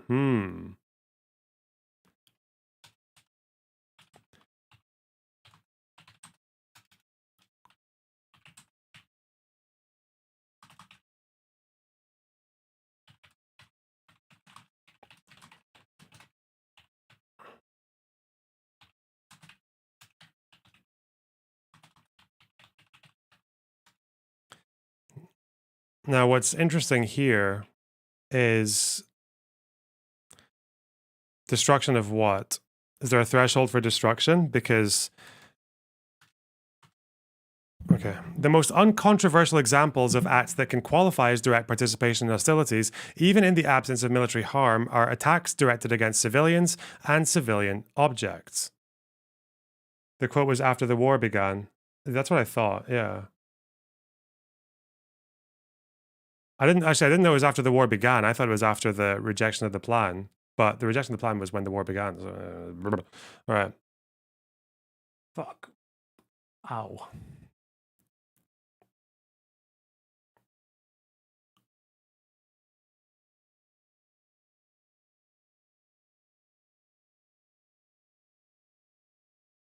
Let's see.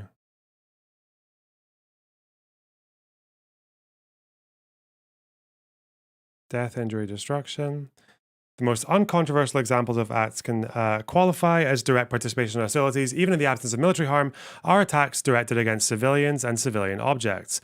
In IHL, attacks are defined as acts of violence against the adversary, whether in offense or defense. The phrase against the adversary does not specify the target, but the belligerent nexus of an attack, so that even acts of violence directed specifically against civilians or civilian objects may amount to direct participation in hostilities. For example, sniper attacks against civilians, the bombardment or shelling of civilian villages or urban residential areas are likely to inflict death, injury, or destruction on persons and objects protected against direct attack and thus qualify as direct participation in hostilities regardless of any military harm to the opposing party of the conflict. Okay. Acts that neither cause harm of a military nature nor inflict death, injury, or destruction on protected persons or objects cannot be equated with the use of means or methods of warfare, or respectively of injuring the enemy, as would be required for a qualification as hostilities. For example, the building of fences or roadblocks, the interruption of electricity, water, or food supplies, the appropriation of cars and fuel, the manipulation of computer networks, and the arrest or deportation of persons may have a serious impact on public security, health, and commerce, may even be prohibited under IHL. However, they would not, in the absence of adverse military effects, cause the kind and degree of harm required to qualify as direct participation in hostilities. Okay.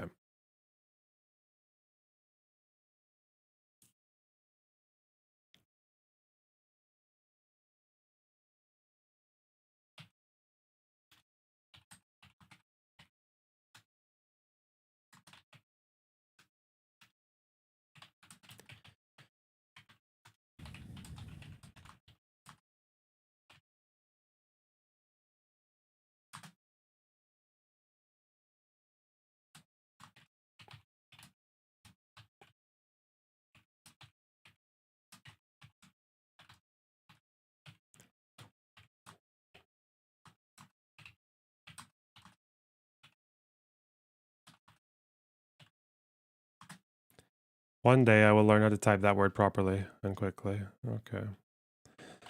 Okay. Summary.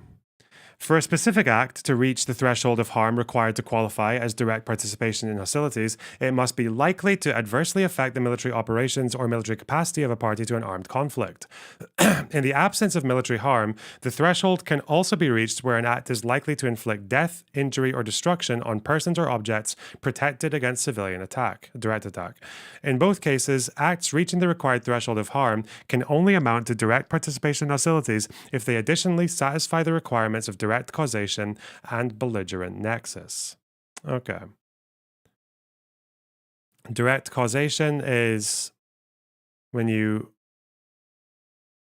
harm a military operation, and belligerent nexus is required threshold of harm to another party of the... I know people are saying like the border fence. Yes, I know. Interesting, isn't it? Okay.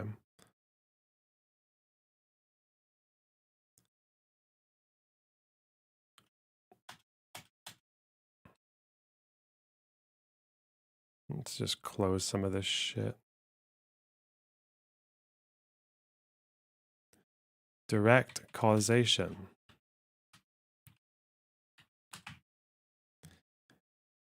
Okay. In order for the requirement of direct causation to be satisfied, there must be a direct causal link between a specific act and the harm likely to result either from that act or from a coordinated military operation of which that act constitutes an integral part.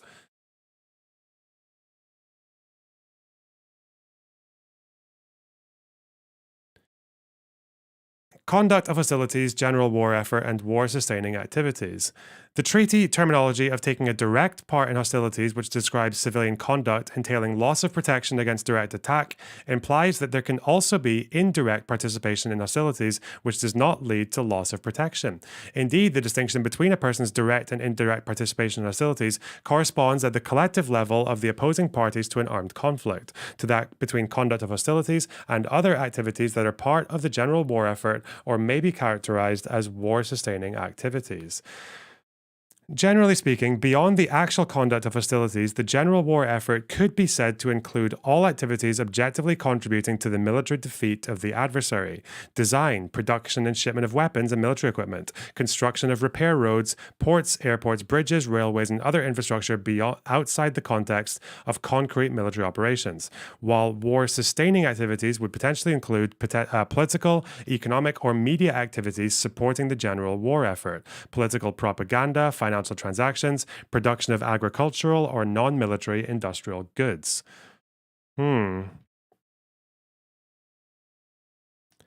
Admittedly, both the general war effort and war-sustaining activities may ultimately result in harm reaching the threshold required for a qualification as direct participation in hostilities. Okay. I doubt this will be very often, though. Like, war propagandists, I don't think would very often become military targets.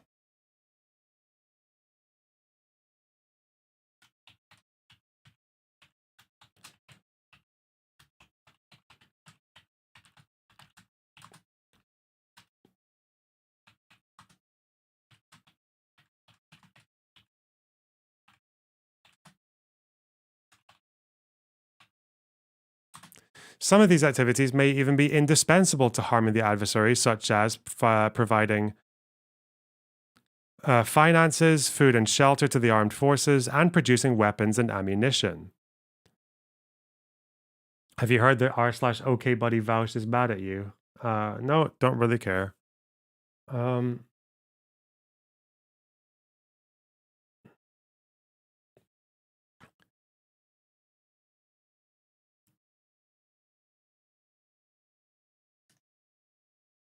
Stryker was killed for war crimes, even though he did what? Incitement through his newspaper?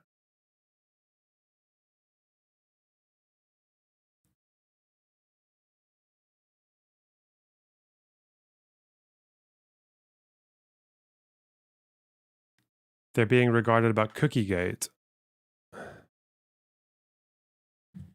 Oh, well.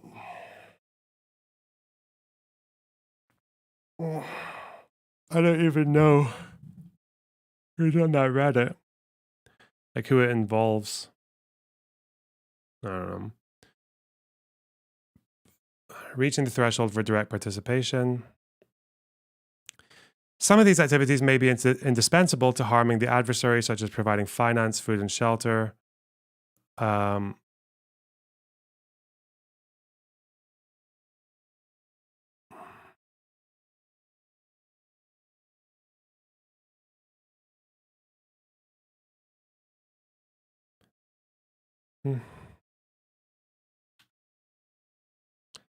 So what does this actually mean? Does it just mean that sometimes you can cross a threshold and other times you can't? Clip chimped one of the tweets in the thread. It's fine. Like,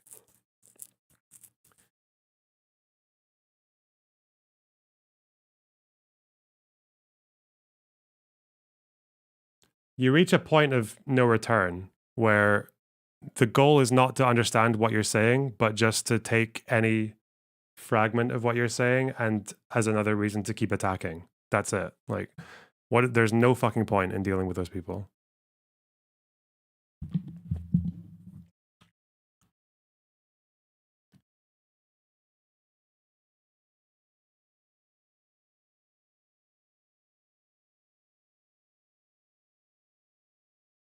Okay.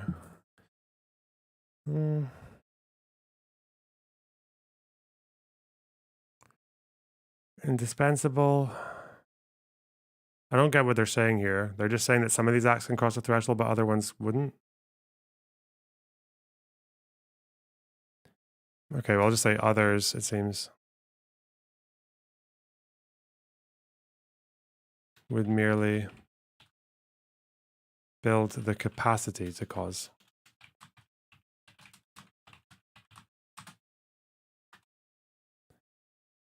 Direct and indirect causation. Okay.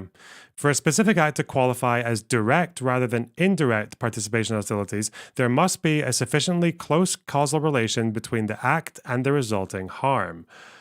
Standards such as indirect causation of harm or materially facilitating harm are clearly too wide, as they would bring the entire war effort within the concept of direct participation in hostilities, and thus would deprive large parts of the civilian population of their protection against direct attack. Okay. Distinction between direct and indirect causation, because indirect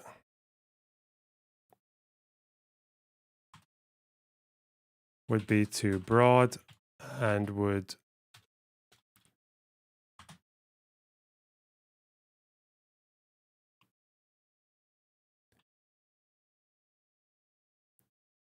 large parts of their protections. Instead, the distinction between direct and indirect participation in hostilities must be interpreted as corresponding to that between direct and indirect causation of harm. Okay.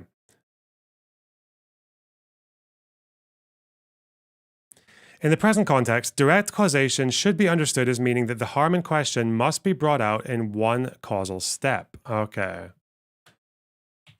Direct causation should be understood as one causal step. Therefore, individual conduct that merely builds up or maintains the capacity of a party to harm its adversary, or which otherwise only indirectly causes harm, is excluded from the concept of direct participation in hostilities. Yeah, this is why, like, even propaganda journalists on the ground are generally not going to be seen as targets. Yeah. For example, imposing a regime of economic sanctions on a party to an armed conflict, depriving it of financial assets, or providing its adversary with supplies and services such as electricity, fuel, construction material, finances, and financial services would have a potentially important but still indirect impact on the military capacity or operations of that party. Other examples of indirect participation include scientific research and design, as well as production and transport of weapons and equipment, unless carried out as an integral part of a specific military operation designed to directly cause the required threshold of harm. Okay. Not to include research, design,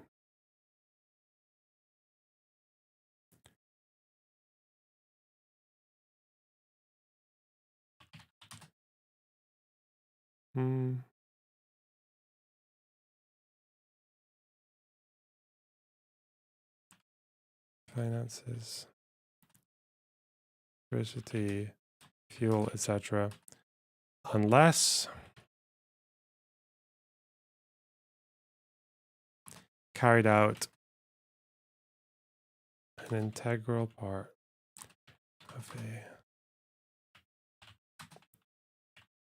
military operation. Okay.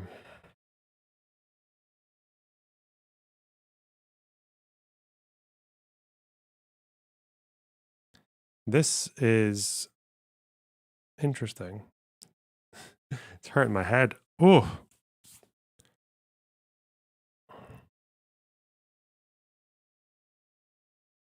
Likewise, although the recruitment and training of personnel is crucial to the military capacity of a party to the conflict, the causal link with the harm inflicted on the adversary will generally remain indirect. Only where persons are specifically recruited and trained for the execution of a predetermined hostile act can such activities be regarded as an integral part of that act and therefore direct participation in hostilities. This is interesting because this would suggest that civilians who get caught up in it might not be. Okay.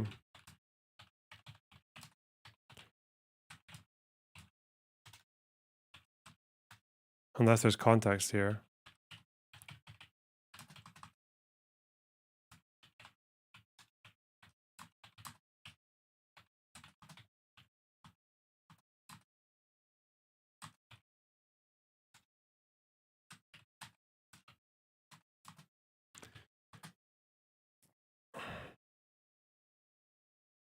No, but this is only referring to indirect, otherwise indirect things, though, isn't it? Hmm.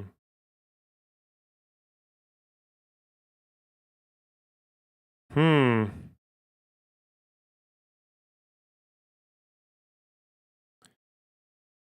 Hmm.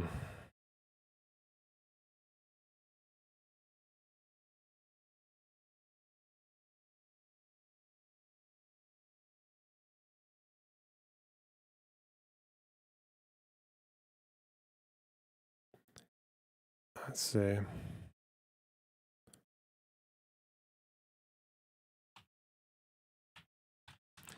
We'll see. We'll see if we get to civilians afterwards when they join in or whatever.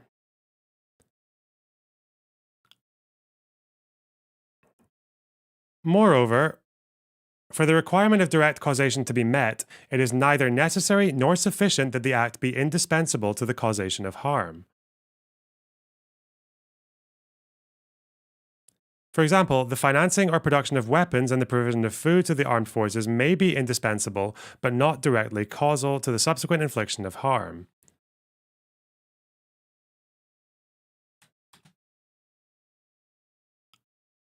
Only where persons are specifically recruited and trained for the execution.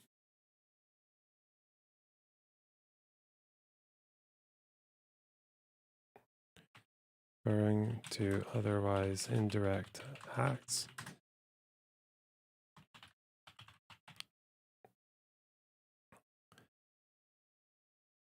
On the other hand, a person serving as one of several lookouts during an ambush would certainly be taking a direct part in hostilities, although his contribution may not be indispensable to the causation of harm.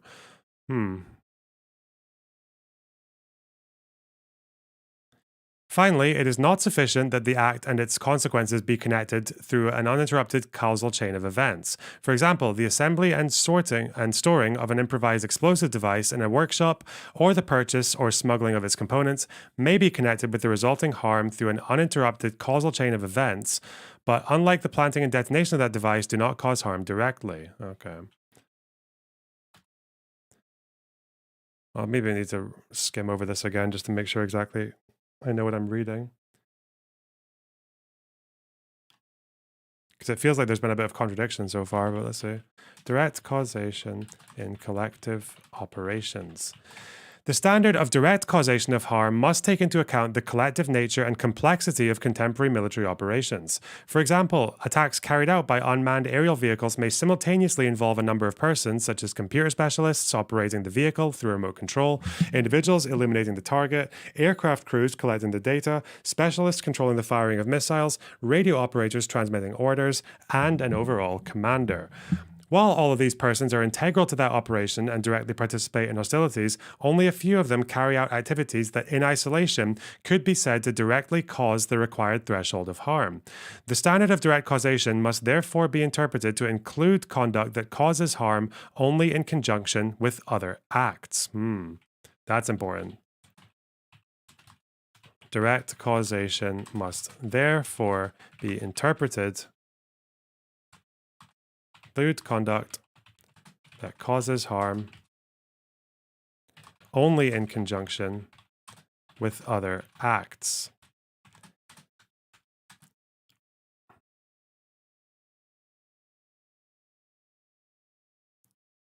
Referring to example of unmanned aerial vehicles.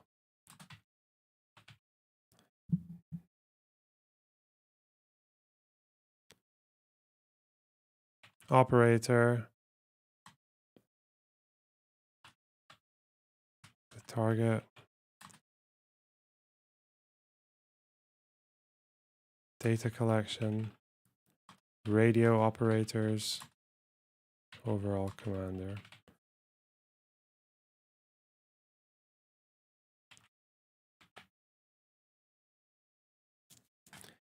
While all of these persons are integral to that operation and directly participate in hostilities, only few of them carry out activities that in isolation could be said to directly cause harm, okay?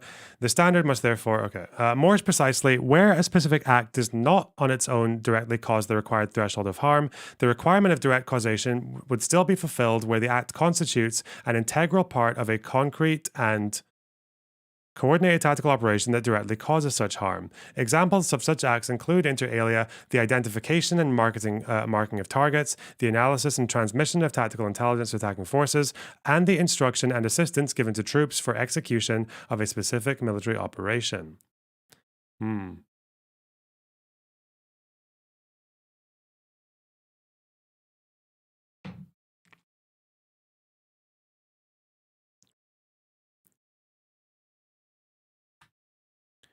Causal, temporal, and geographic proximity.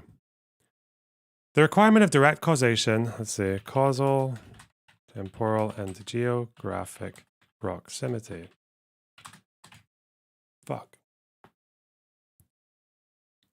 The requirement of direct causation refers to a degree of causal proximity, which should not be confused with merely indicative elements of temporal or geographic proximity.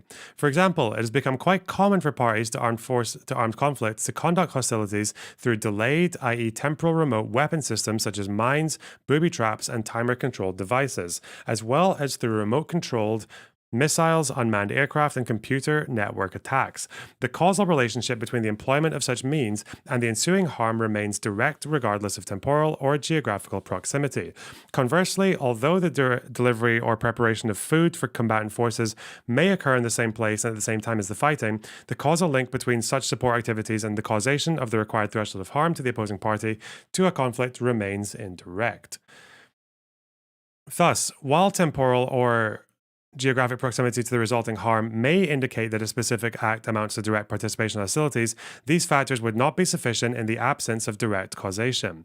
As previously noted, where the required harm is not yet materialized, the element of direct causation must be determined by reference to the harm that can be reasonably expected to directly result from a concrete act or operation. Okay.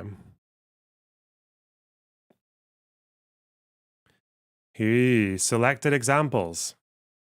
Driving an ammunition truck. The delivery by a civilian truck driver of ammunition to an active firing position at the front line would almost certainly have to be regarded as an integral part of ongoing combat operations and therefore as direct participation in hostilities.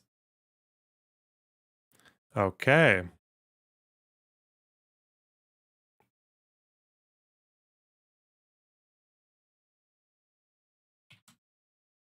Maybe go on the top here. Let's get the principle down.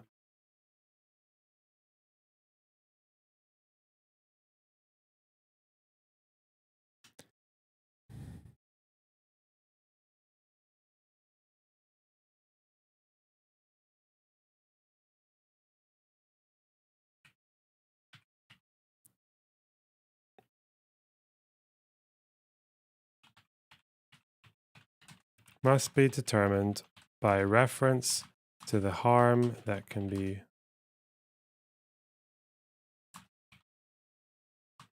did directly or operation. It's a Red Cross document. Yeah. Okay. E.g. driving an ammunition truck. I love the examples. Thank you, God. The delivery by a civilian truck driver of ammunition to an active firing position at the front line would almost certainly have to be regarded as an integral part of ongoing combat operations and therefore as direct participation in hostilities. Transporting ammunition from a factory to a port for further shipping to a storehouse in a conflict zone, on the other hand, is too remote from the use of ammunition. Okay, wait. Driving. Okay. A civilian driver directly porting ammunition to an active firing position versus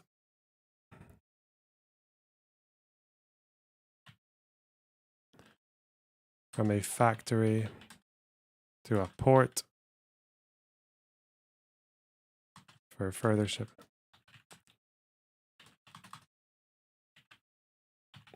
No. Former equals direct. Latter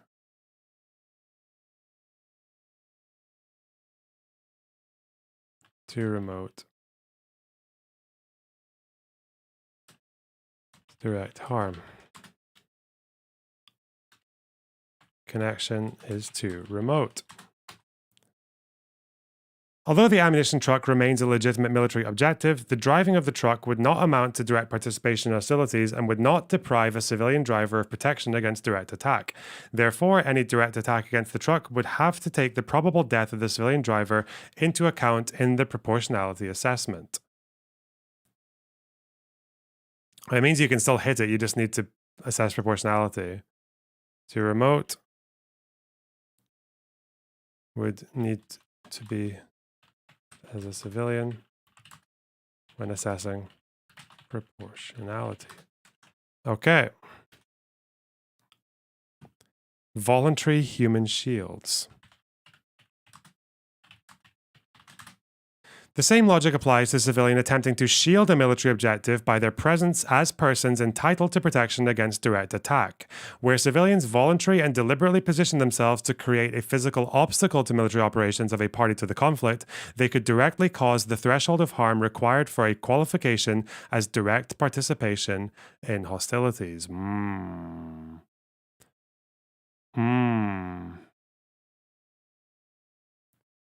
So this is where you get the question, if there are militants approaching the border fence, well, first of all, there's like a whole chain that you need to go by. First of all, is the fence a military objective? Is it a target? Well, I guess the IDF sees it as one. It seems like Hamas sees it as one,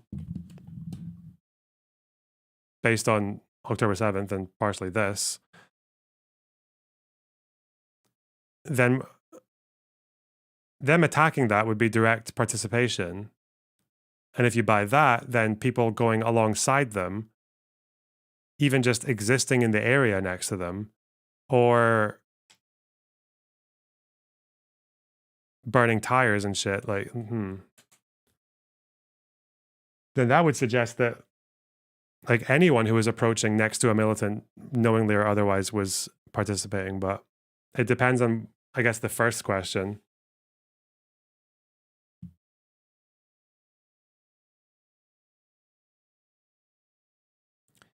You literally didn't comprehend what you just read. Tell me what I'm getting wrong, Mr. Stable White Guy.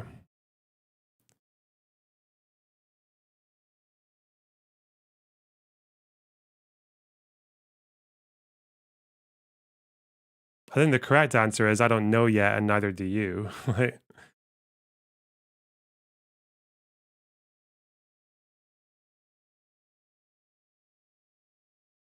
you want me to read it all back to you? No. I want you to point out the particular sentence or the particular area where it contradicts that particular interpretation, like a critical thinker, rather than just soying out. It does. I think having you in chat is quite valuable, actually, because it shows that some people will just read whatever conclusion they want, regardless of what words are placed in front of their face.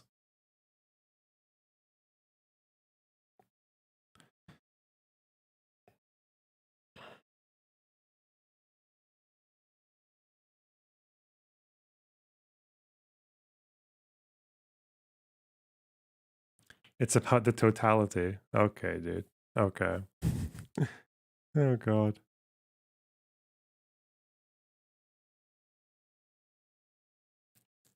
Here's like a chain of questions you could ask, though. Say on October 7th, when those Hamas drones were striking the fence and creating those holes, was that participation in hostilities? Just them doing that? Or before that, when they were blinding the cameras before breaking the fence? Was blinding the cameras participation in hostilities because it was part of the operation to break the fence?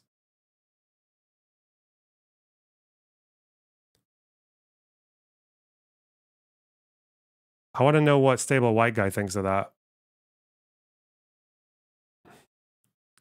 I want to know if they think when exactly the participation in hostilities started. Was it in breaking through the fence? Was it in blinding the cameras before they could break through the fence?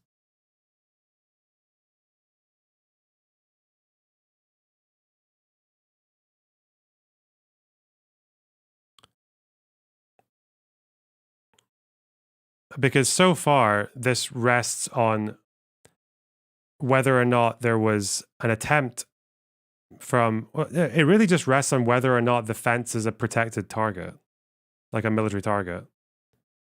That's really the thing that matters.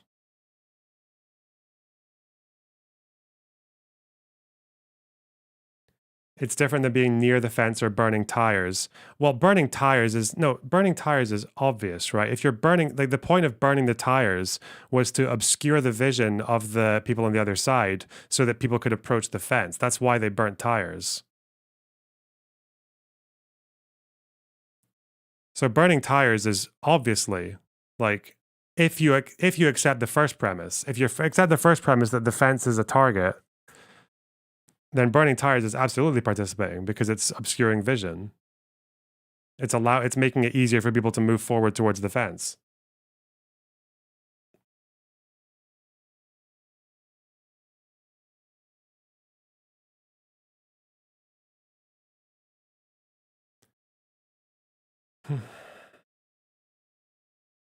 Anyway, let's carry on. Let's not conclude too quickly because maybe they'll mention a border fence.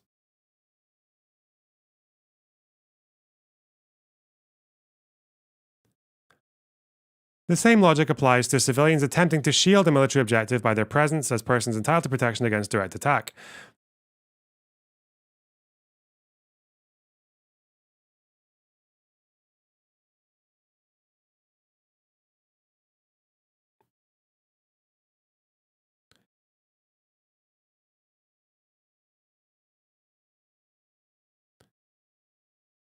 Also, I don't know how much of this has anything to say about intent. Hmm.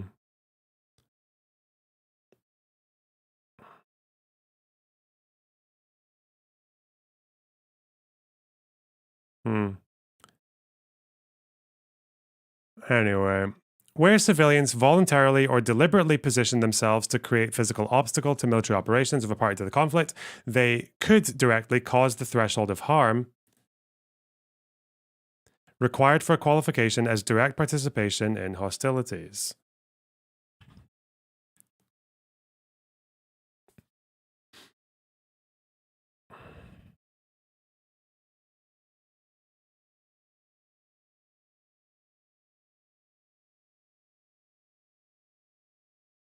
Live fire zones are 50 meters from the fence, not breaking a fence. What does that? But does that mean like someone is allowed to walk within 1 meter of a military base in another country because they haven't? It's not been decided whether or not they're gonna blow something up, or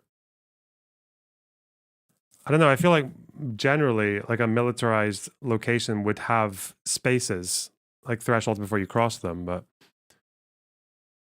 A border, isn't it? We're talking about the fence, though. Is the fence a military target or not?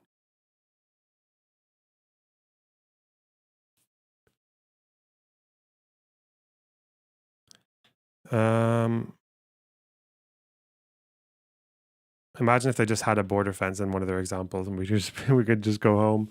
Okay. Where civilians voluntarily and deliberately position themselves to create a physical obstacle to military operations of a party to the conflict, they could directly cause the threshold of harm. Okay. Where civilians voluntarily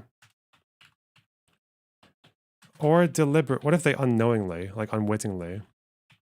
I guess that counts as voluntarily as opposed to deliberately.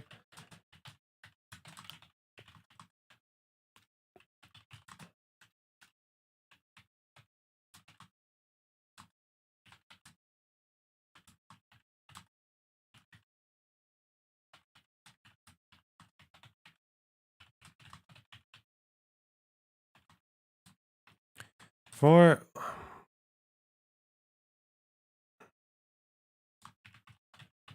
and as direct participation in hostilities. Okay.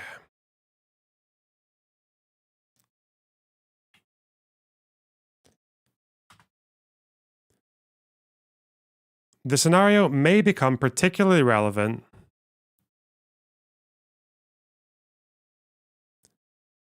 Does Israel recognize the fence with Gaza as an international border? I don't think they do. No. I don't think Israel has ever publicly stated what their borders are, ever, have they? I don't think they've ever actually had I think it's still an armistice line, isn't it? On paper.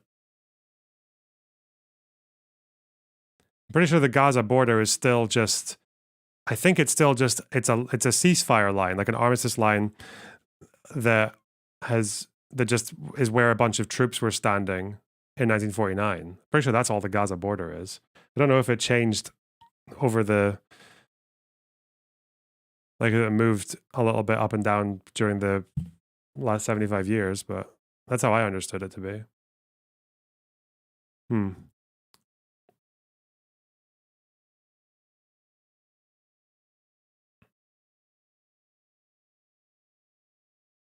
But although it's not an official border, Israeli territory is legally Israeli territory. So it's very complex. Like under international law, that's Israel, that's their country. Like, yeah.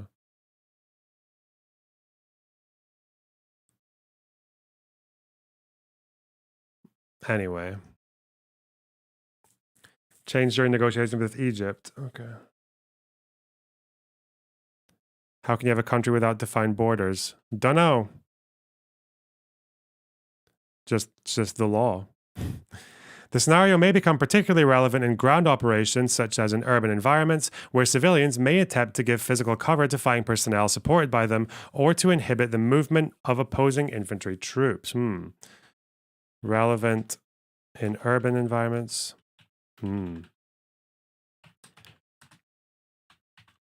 Aliens give physical cover to fighting personnel.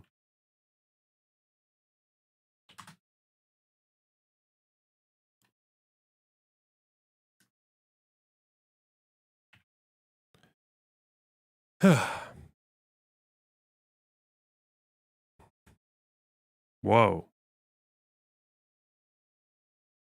The fuck? All right. Conversely, in operations involving more powerful weaponry, such as artillery or air attacks, the presence of voluntary human shields has often no adverse impact on the capacity of the attacker to identify and destroy the shielded military objective. Instead, the presence of civilians around the targeted objective may shift the parameters of the proportionality assessment to the detriment of the attacker, thus increasing the probability that the expected incidental harm would have to be regarded as excessive in relation to the anticipated military advantage.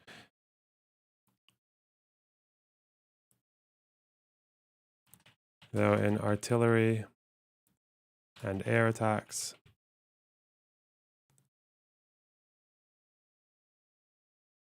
this presence may shift proportionality.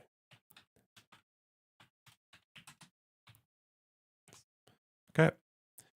The very fact that voluntary human shields are in practice considered to pose a legal rather than a physical obstacle to military operations demonstrates that they are recognized as protected against direct attack, or in other words, that their conduct does not amount to direct participation in hostilities. Indeed, although the presence of voluntary human shields may eventually lead to the cancellation or suspension of an operation by the attacker, the causal relation between their conduct and the resulting harm remains indirect. Depending on the circumstances, it may be also questionable whether voluntary human shielding requires reaches the required threshold for harm. Okay.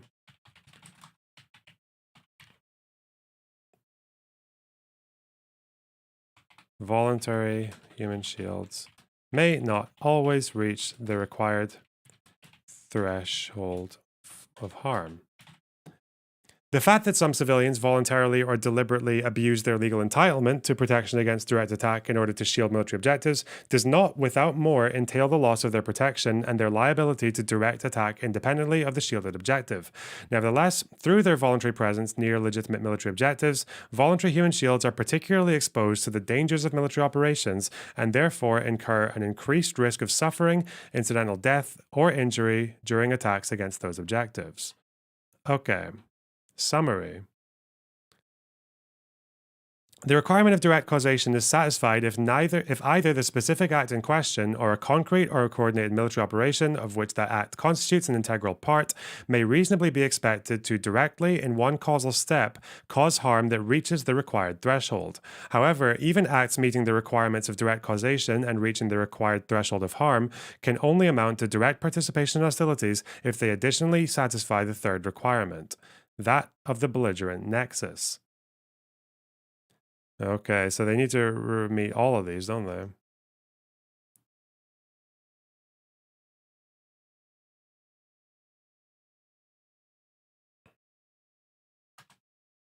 What is the belligerent nexus?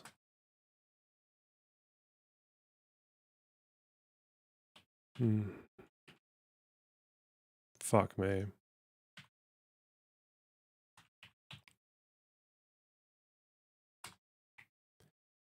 Oh, this document's difficult, man. Fuck. Because it's legal shit and just means anyone can interpret it however they want. It's kind of annoying. In order to meet the requirement of belligerent nexus, an act must be specifically designed to directly cause the required threshold of harm in support of a party to the conflict and to the detriment of another. That's actually kind of important.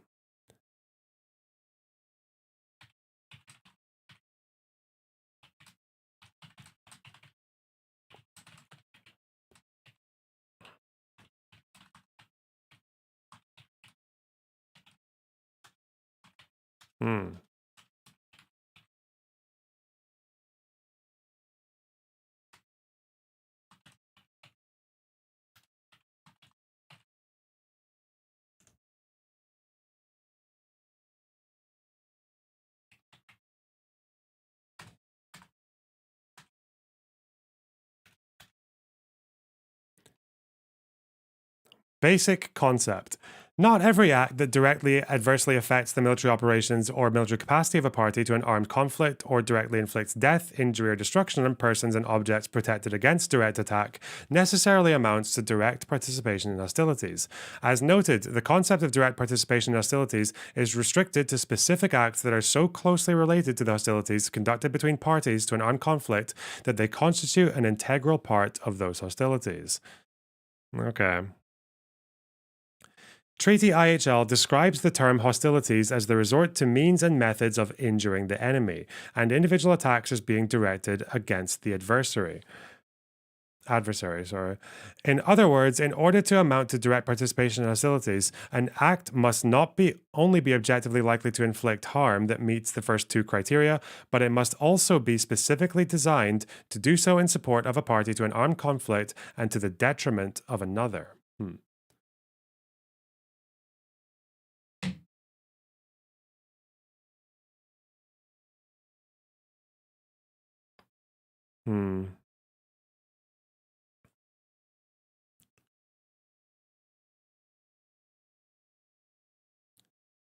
Conversely, armed violence, which is not designed to harm a party to an armed conflict, or which is not designed to do so in support of another party, cannot amount to any form of participation in hostilities taking place between these parties. That makes it confusing, okay? I guess that doesn't make a difference here because the aim was to harm the IDF, or like, those were the people there. Okay.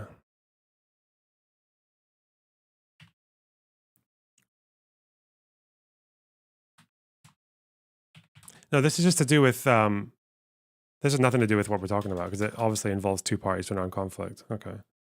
Never mind.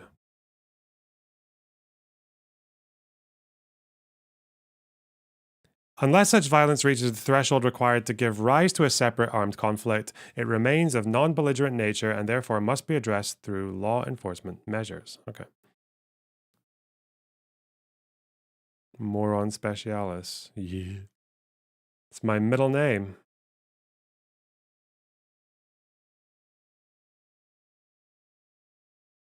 Still somehow have 700-ish viewers watching the 680. Crazy guys.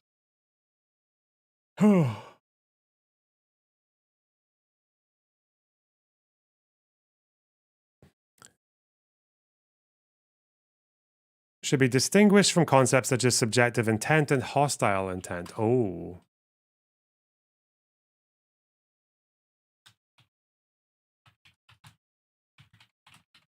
All right.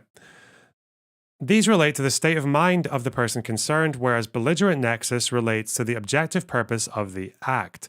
That purpose is expressed in the design of the act or operation and does not depend on the mindset of every participating individual. Ooh.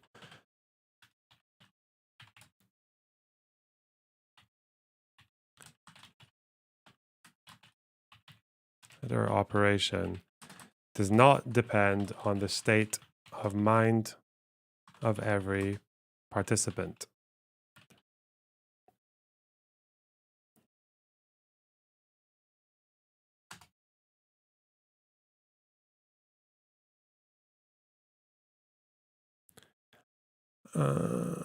As an objective criterion linked to the act alone, belligerent nexus is generally not influenced by factors such as personal distress or preferences, or by fuck this fucking scroller dick. Or I'm not buying you a mouse tomorrow or today. Fuck.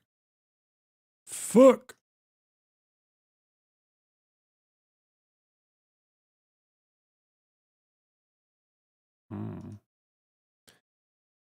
The mental ability or willingness of persons to assume responsibility for their conduct. Accordingly, even civilians forced to directly participate in hostilities or children below the lawful recruitment age may lose protection against direct attack. Uh-oh.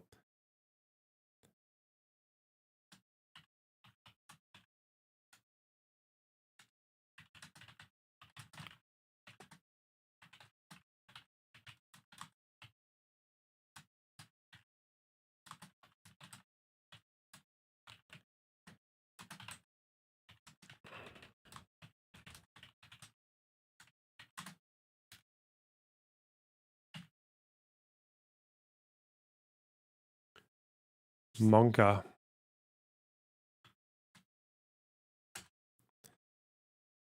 Only in exceptional situations could the state of civilians call into question the belligerent nexus of their conduct.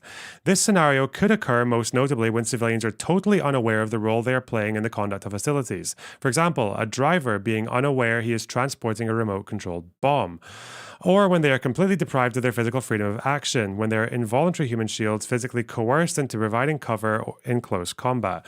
Civilians in much extreme circumstances cannot be regarded as performing an action in any meaningful sense, therefore remain protected against direct attack, despite the belligerent nexus of the military operation in which they are being instrumentalized, okay?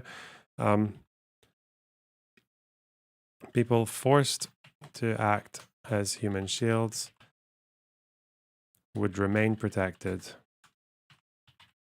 even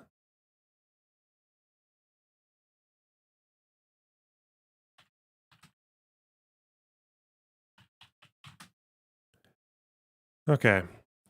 As a result, these civilians would have to be taken into account in the proportionality assessment during any military operation likely to inflict incidental harm on them.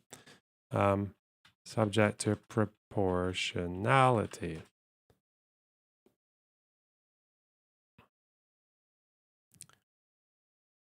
Remain protected, subject to proportionality. You fuck. Okay, wait.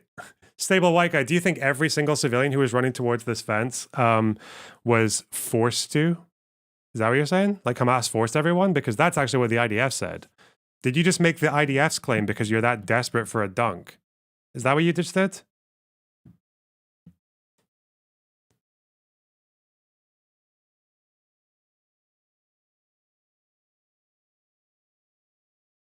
That's what the IDF said. The IDF said that they were forcing women and children forward to attack the fence.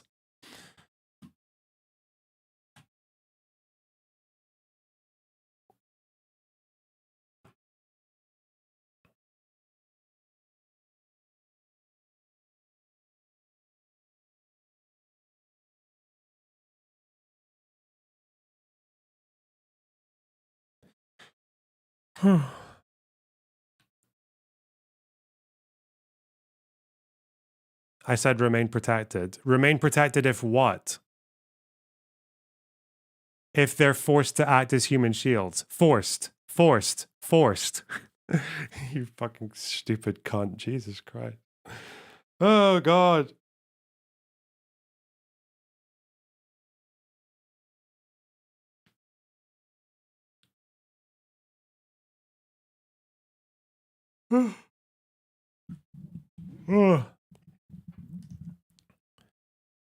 Did you just see remain protected and you're like, oh, wait, that says remain protected. That means everyone remains protected. Okay, fuck me. If they're unaware they're involved in the operation. Well, this is different because it's a truck driver driving a truck, right? But if you're knowingly... Again, I'd need to know exactly how many people were actually involved in attacking the fence because...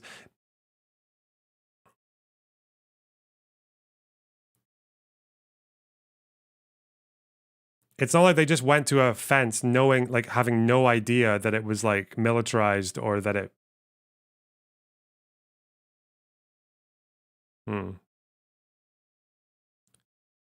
Like, in the truck driver, he just thinks he's driving down a road with a truck full of fruit or some shit. Like, not... Like, that's what I mean by unaware.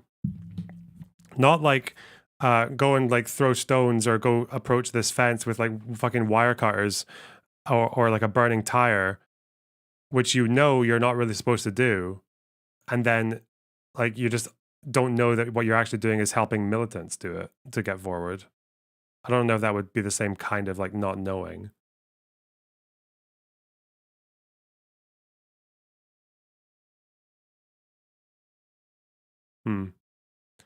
Practical relevance. What does this mean? Many activities during armed conflict lack a belligerent nexus, even though they cause considerable level of harm. Oh, for example, the exchange of fire between police and hostage takers during an ordinary bank robbery, violent crimes committed for reasons unrelated to the conflict, and the stealing of military equipment for private use may cause the required threshold of harm, but are not specifically designed to support a party to the conflict by harming another. Similarly, The military operations of a party to a conflict can be directly and adversely affected when roads leading to a strategically important area are blocked by large groups of refugees or other fleeing civilians.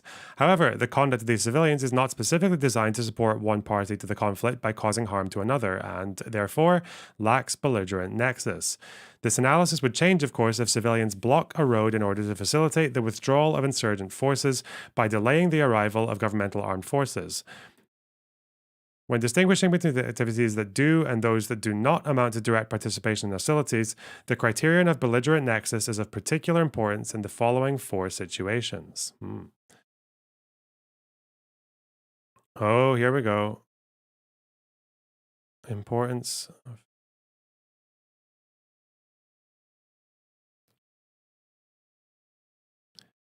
important in the following 4 situations. The causation of harm of an individual self-defense or defense of others against violence prohibited under IHL lacks belligerent nexus. For example, although the use of force by civilians to defend themselves against unlawful attack or looting, rape, and murder by marauding soldiers may cause the required threshold of harm, its purpose clearly is not to support a party to the conflict against another. Okay, people defending this defense against marauding soldiers may cause harm. Meet with harm.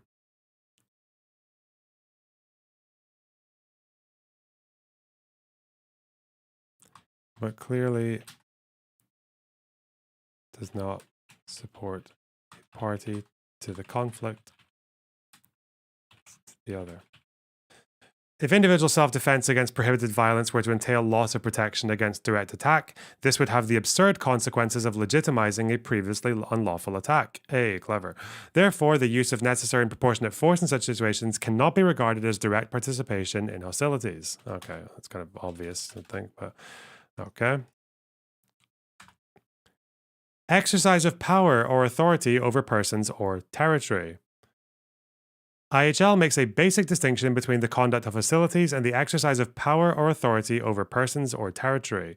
As a result, the infliction of death, injury, or destruction by civilians on persons or objects that have fallen into their hands or power, within the meaning of IHL, does not without more constitute the part of hostilities. For example, what's the example here? Like if you fucking set fire to a tank in Gaza that's been abandoned. Right, okay.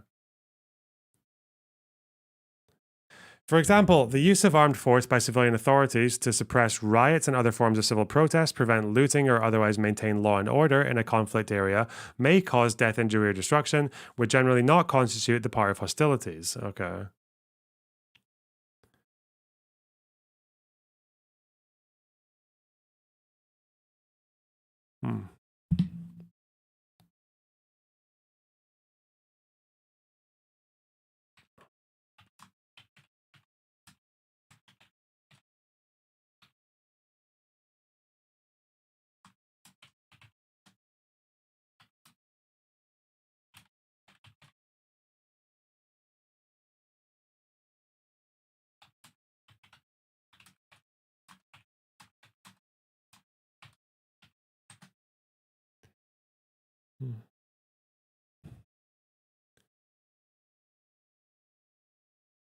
Likewise, once military personnel have been captured, the suppression of riots and prevention of escapes of the lawful execution of death sentences is not designed to directly cause military harm to the opposing party to the conflict and therefore lacks belligerent nexus.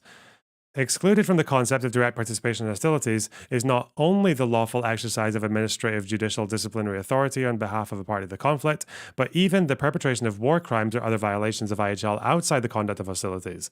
Thus, while collective punishment, hostage taking, and the ill treatment of summary execution of persons in physical custody are invariably prohibited by IHL, they are not part of the conduct of hostilities. Such conduct may constitute a domestic or international crime and permit the lawful use of armed force against the perpetrators as a matter of law enforcement or defense against self-other. Okay. It's not relevant to what we're doing. Okay.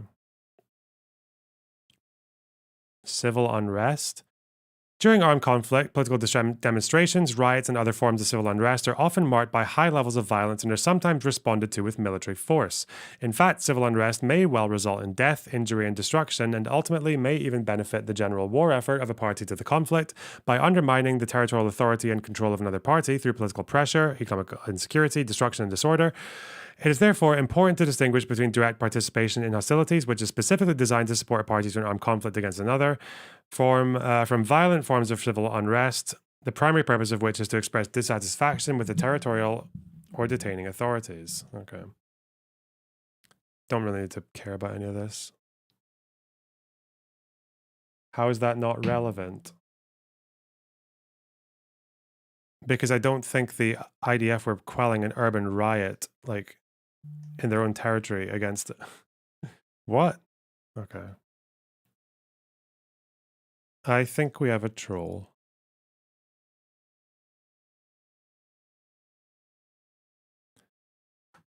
I think we have a troll. That's like saying that the people who protest against the current war in Gaza in Tel Aviv are party to the armed conflict because their protests might undermine the war effort or like help Hamas. That's so stupid. Why is that relevant?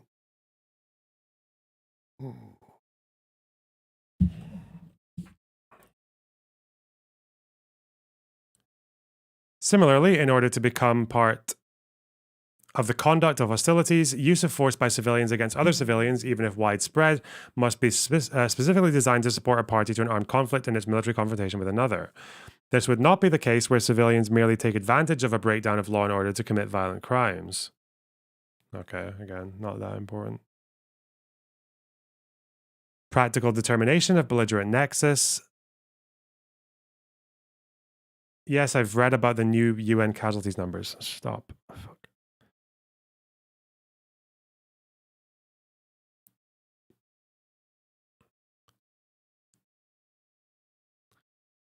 The task of determining the belligerent nexus of an act can pose considerable practical difficulties. In armed conflicts, gangsters and pirates operate in a gray zone where it can be difficult to distinguish hostilities from violent crime. Determinations must be based on information reliably available.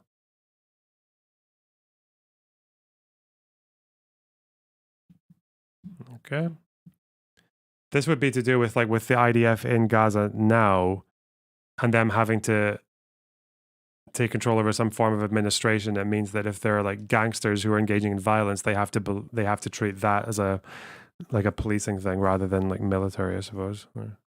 They can't just say they're like a militant immediately. Okay. But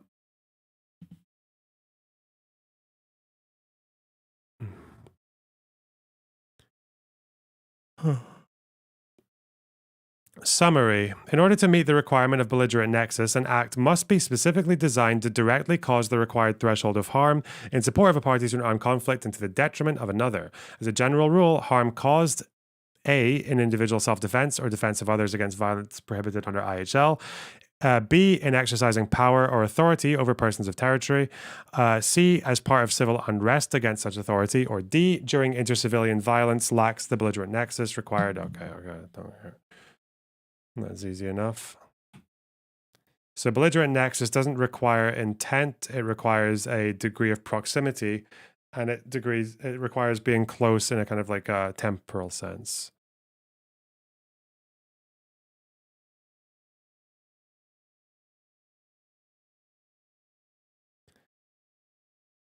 Applied in conjunction, the three requirements of threshold of harm, direct causation, and belligerent nexus permit a reliable distinction between activities amounting to direct participation in hostilities and activities, which, although occurring in the context of an armed conflict, are not part of the conduct of hostilities and therefore do not entail loss of protection against direct attack.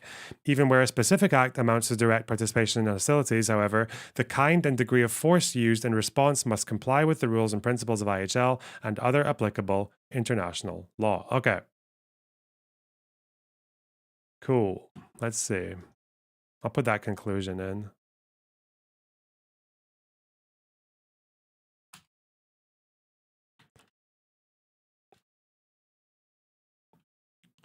3 requirements.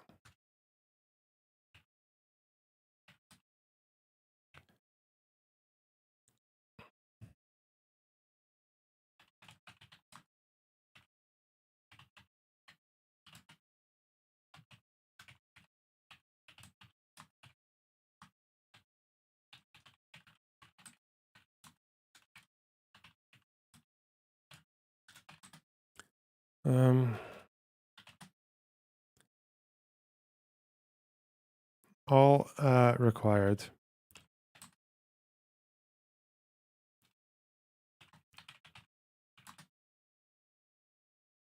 For activities, belligerent access, all required for activities to amount to direct participation in hostilities.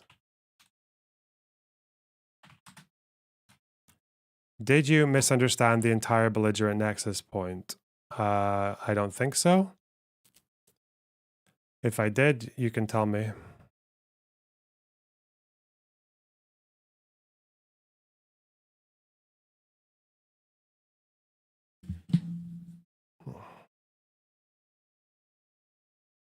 I think you become part of a belligerent nexus as a civilian if you are within enough proximity and temporal space to the party to the armed conflict that your actions can contribute to their operations that would cause harm. No? Like they're all kind of like they follow one from the other.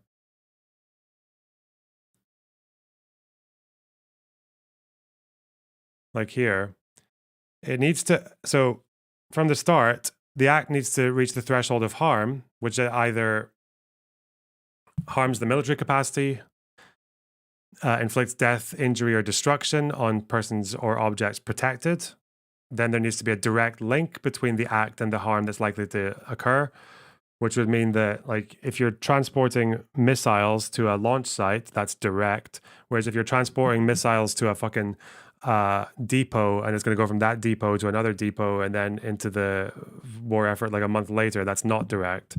And then 3, the act needs to cause harm in support of a party to the armed conflict.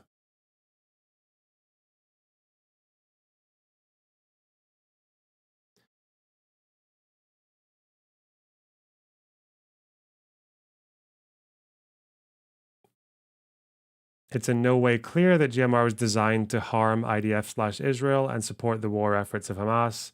It's reasonable to argue that it was a civil uprising.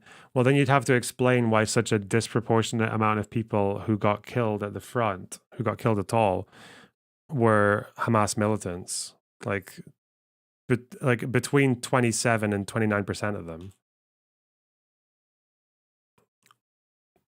And that's just what I was able to find. But again, you're saying civil uprising against the authorities. That's if you analyze it as a policing situation. But we're not analyzing it. We're not doing policing. We're doing IHL. We're doing laws of armed conflict.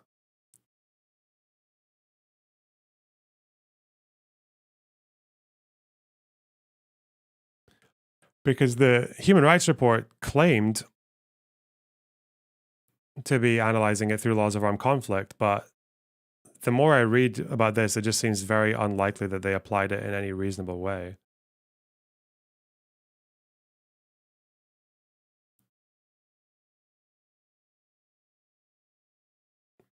We've also got beginning and end of direct participation. Oh shit. That's cool. Oh, this is the whole I remember reading about this off stream about like how very specific it is that if you are in the middle of retreating, you don't lose your protection. But once you've completely retreated and you're back to your civilian life, then you do get your protections back. Like there's a whole thing going on here where it's pretty confusing. Deployment and return. I think they have a thing here about non-state actors as well, like non-state militaries.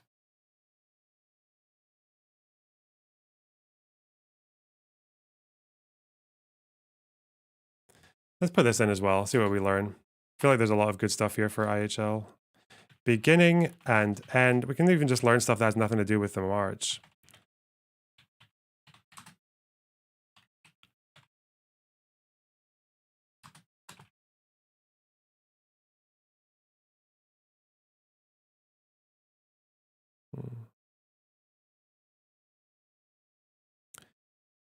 As civilians lose protection against direct attack for such time, they directly participate in hostilities. The beginning and end of specific acts amounting to direct participation in hostilities must be determined with utmost care. Without any doubt, the concept of direct participation in hostilities includes the immediate execution phase of a specific act meeting the three criteria: direct cause of harm, direct causation, and belligerent nexus. It may also include measures preparatory to the execution of such an act, as well as the deployment to and return from the location of its execution, where they constitute an integral part of such a specific act or operation.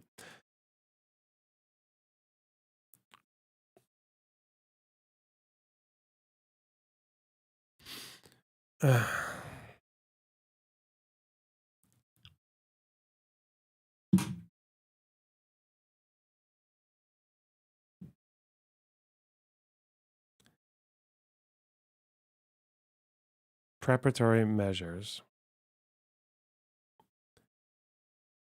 Whether a preparatory measure amounts to direct participation in hostilities depends on a multitude of situational factors that cannot be comprehensively described in abstract terms. In essence, preparatory measures amounting to direct participation in hostilities correspond to what IHL describes as military operations preparatory to an attack. Okay.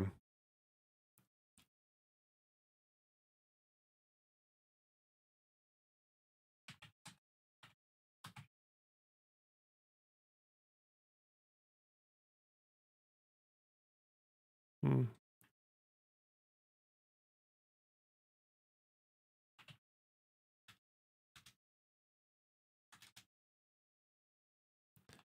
Operations preparatory to attack.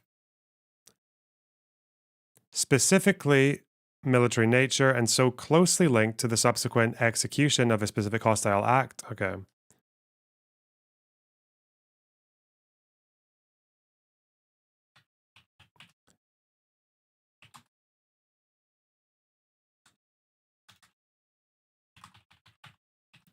Military nature.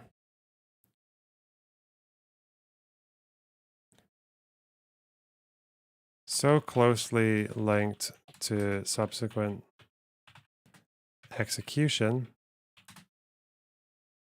they already constitute an integral part of the act.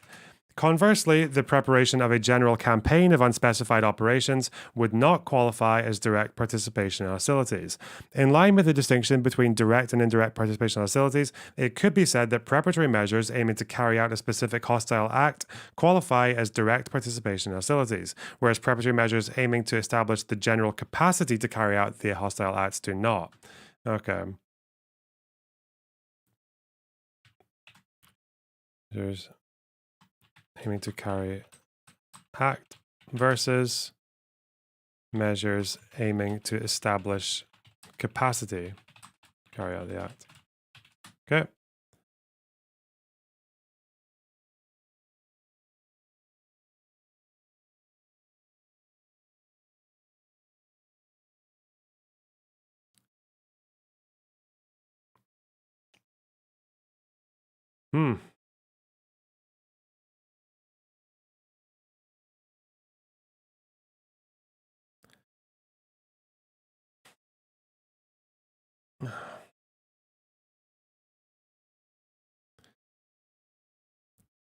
Let's see.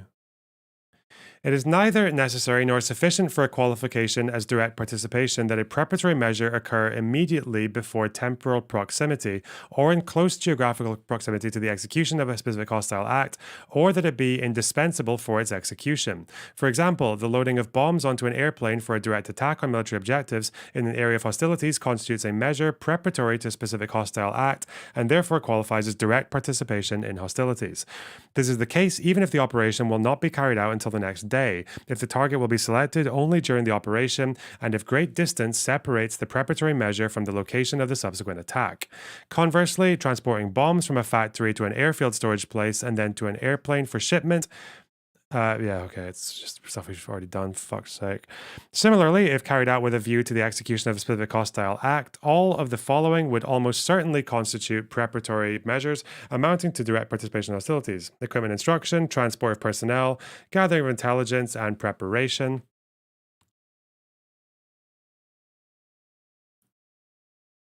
Transport, positioning of weapons, General preparation not entailing loss of protection against direct attack would include purchase, production, smuggling, and hiding of weapons, general recruitment, training of personnel. Okay.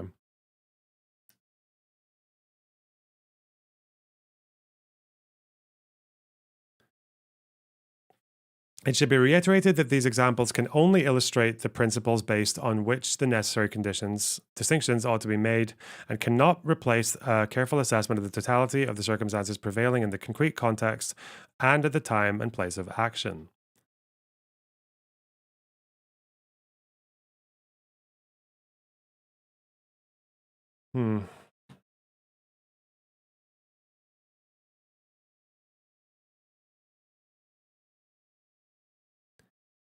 Children below 15 can't DPH because they can't consent. Not according to IHL, apparently.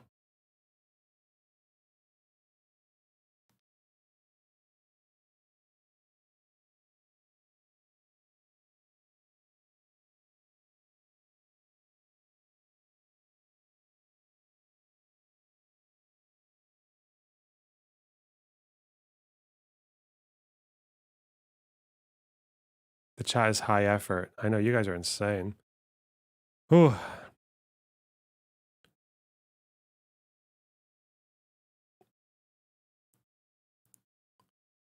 Okay, deployment and action. Deployment and return, sorry.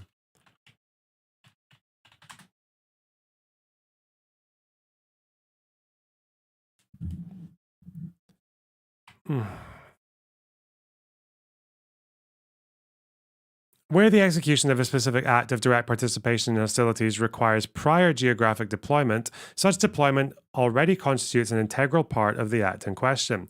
Likewise, as long as the return from the execution of a hostile act remains an integral part of the preceding operation, it constitutes a military withdrawal and should not be confused with surrender or otherwise becoming hors de combat. Okay. Deployment and withdrawal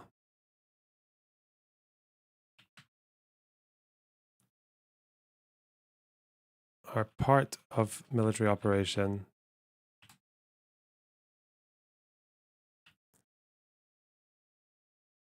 As long as they remain integral.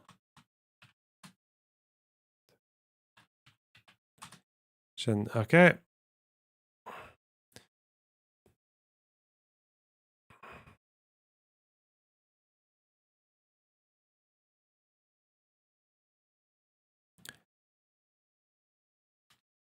Military withdrawal, not to be confused with surrender or hors de combat. Oh. Settlers just burnt Jordanian aid to Gaza. Yeah, I saw it's getting a lot more extreme now. Like, there's the blocking at Egypt. There are settlers actually going fucking... Yeah. Is it settlers or is it mainland Israelis? That was mainland, wouldn't it? Or if it's Jordanian, is it going through the West Bank? Ew. Fuck. Okay. It was in Hebron. Jesus. What the fuck, man? A deployment amounting to direct participation in hostilities begins only once the deploying individual undertakes a physical displacement with a view to carrying out a specific operation. The return from the execution of a specific hostile act ends once the individual has in question physically separated from the operation, for example, by laying down, storing, or hiding the weapons or other equipment used, and resuming activities distinct from that operation. Okay. Hostile act ends when the individual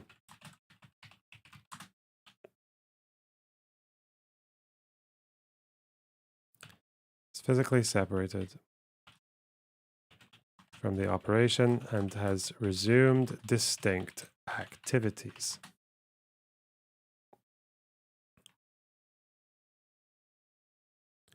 Whether a particular individual is engaged in deployment or to return from the execution of a specific hostile act depends on a multitude of situational factors which cannot be comprehensively described in abstract terms. The decisive criterion is that both the deployment and return can be carried out as an integral part of a specific act, amounting to direct participation in hostilities. That determination must be made with utmost care and based on reasonable evaluation of the prevailing circumstances. 5 trucks out of hundreds. Not anymore, no thanks. It's the number of trucks getting into the south has massively decreased now.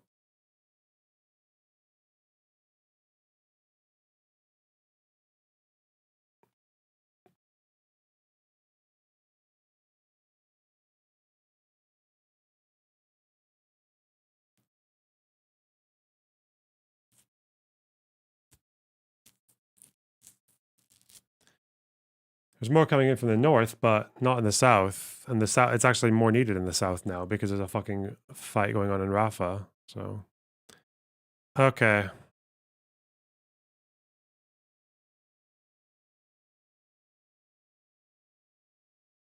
Let's see.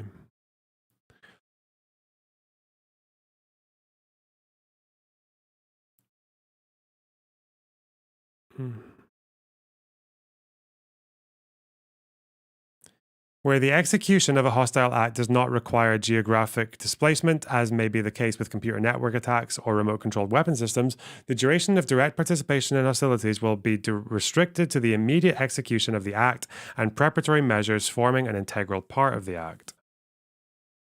Care to elaborate on the disproportionate statement? If we go by Israel's numbers where 58 militants were killed, that means 129 non-militants. Well, we're only going from a particular time window, but even if we take those numbers, it's not just, the question isn't just how many militants were there. The question is how many people were either knowingly or otherwise assisting those militants in their operations. Because we know from the Hamas obituaries that they were, literally, that they had people who were egging people on and urging people to come with them to go and attack the fence. So I don't know if those people lost their protected status or not by doing that. So that's where the other question is. The question is how many of them, like in a legal sense, will have compromised their civilian status and how much of them wouldn't have.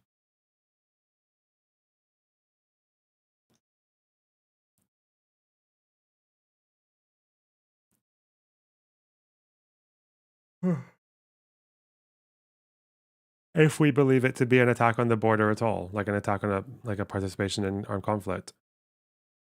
Does Hamas do that thing where they just claim random people?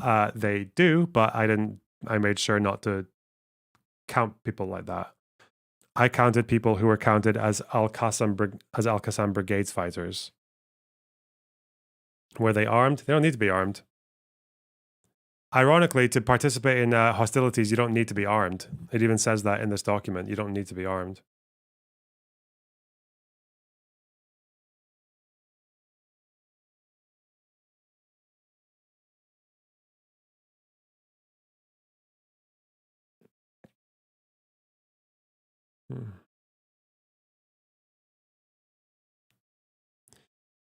Where preparatory measures and geographical deployments or withdrawals constitute an integral part of a specific act or operation amounting to direct participation in hostilities, they extend the beginning and end of the act or operation beyond the phase of its immediate execution. Gnome, thanks for the tier 2 sub. I really appreciate that.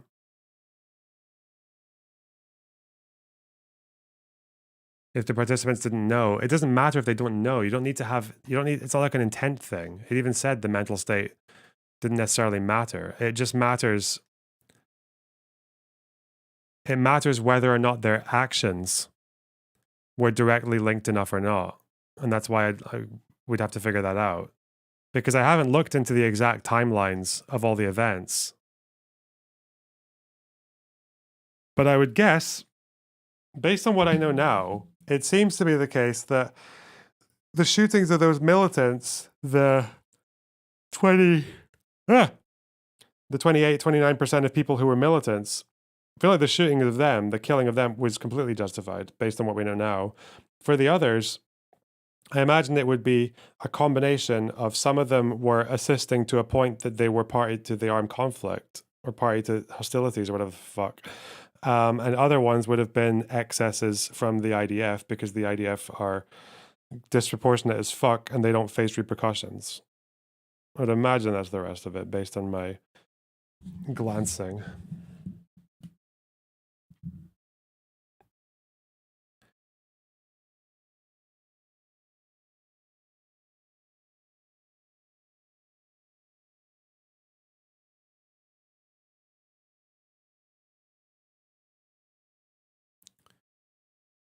The meme is figuring out if the tire burnings took place on which side of the fence. I don't know.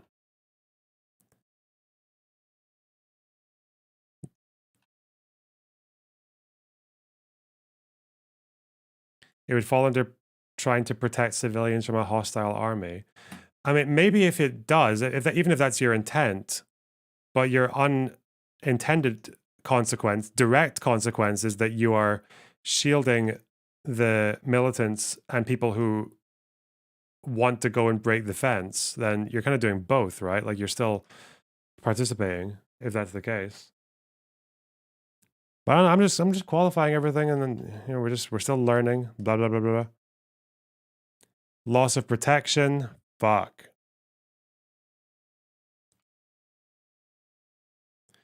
And I feel like there's actually quite a lot in this document that I think is pretty valuable. Concept of civilian armed forces. I think the bit that I want to look at is looking at organized armed groups versus state armed forces. It's only a 9-page section.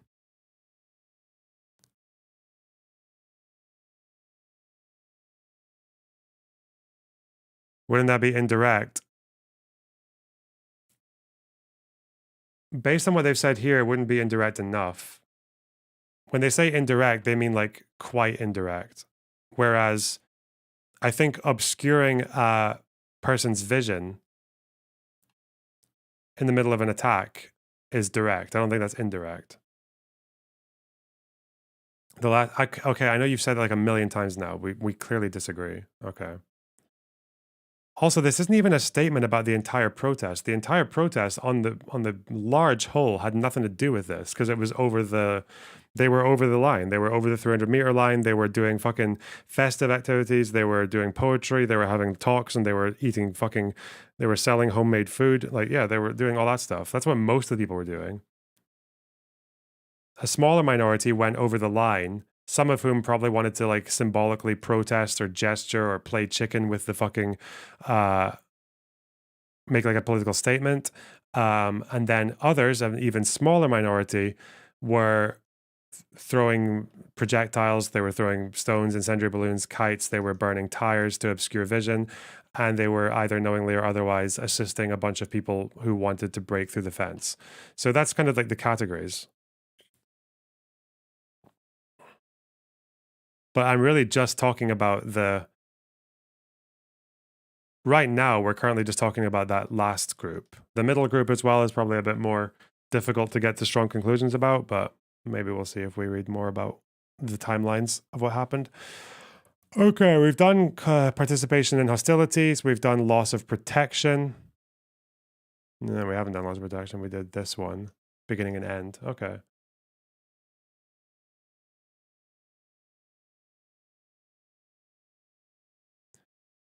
I want to do fuck. The concepts of civilian in non-international armed conflict. First of all, holy fuck. I don't know why I came away from 2 days of off-stream research to do a research stream. That was not smart. I feel fucking wired, man. I feel sleepy. Cranky. My neck is incredibly sore from just hunching over this desk to do all this fucking note taking. Oh god.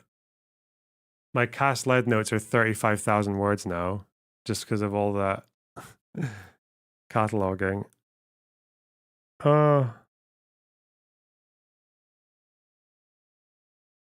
Are you going to cover the CNN story? It's in my description, Celia. So that's the plan. Today or tomorrow. Today or tomorrow. Oh!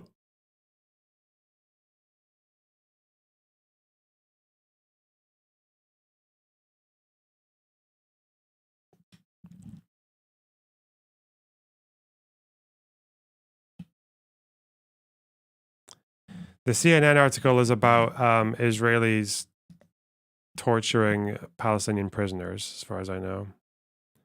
It's about very, very harsh detention means, which I don't even know why that's groundbreaking. That's not really news. Everyone knows that, I thought. About different torture techniques and shit. Even in Fauda, where they smashed the guy's hands with a hammer to get information. But I guess it's more current now for people to know, so why not?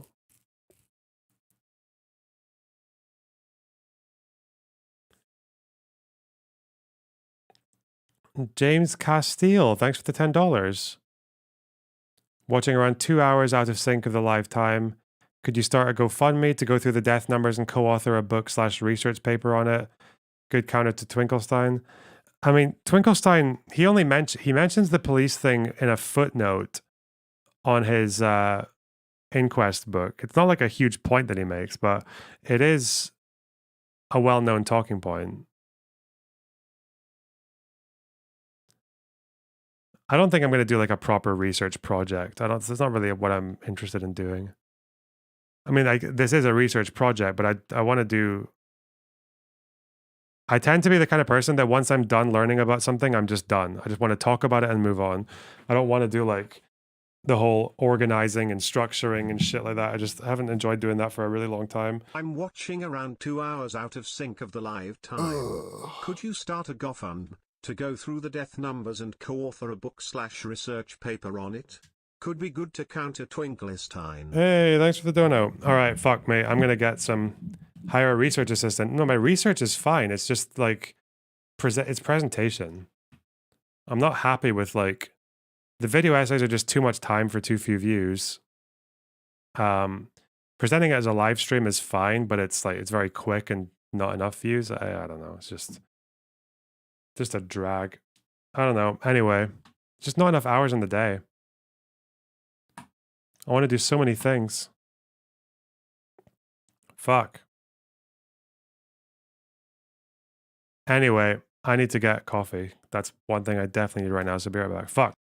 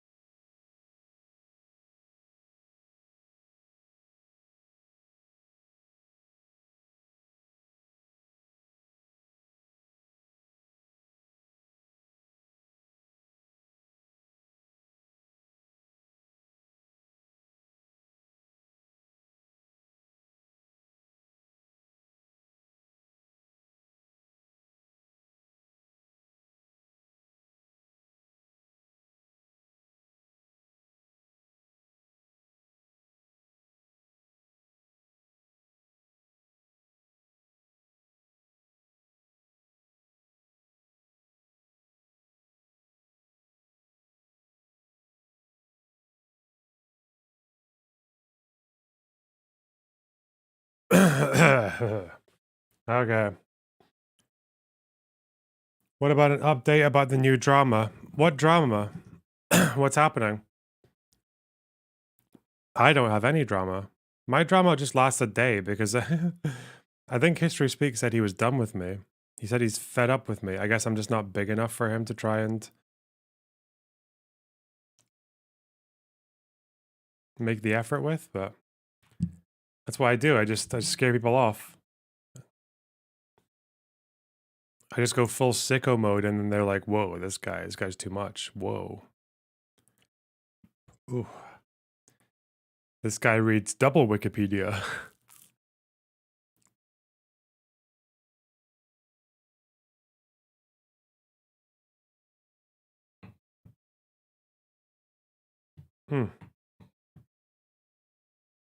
Whatever, dude.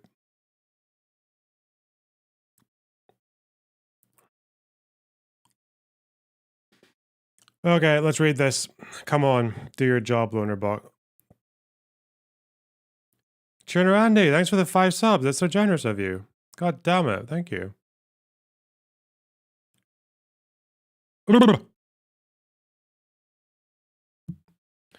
Okay.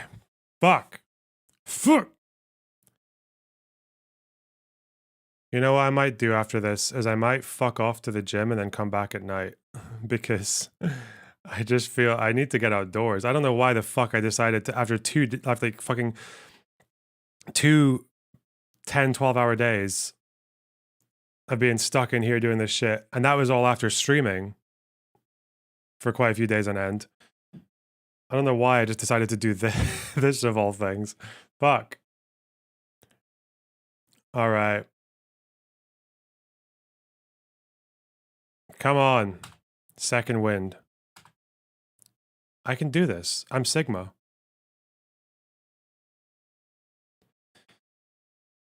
Concept of civilian in non-international armed cock.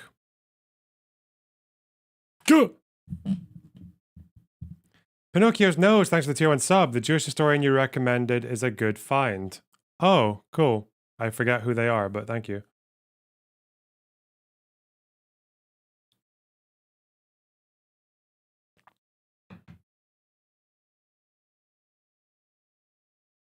You gotta take breaks, you'll burn yourself out without realizing. Yeah, my Vyvanse prescription runs out tomorrow and I haven't got the new one yet, so we are gonna be in uncharted territory. Oh, Abramson. Yeah, he's alright. He's biased as fuck, but he's okay.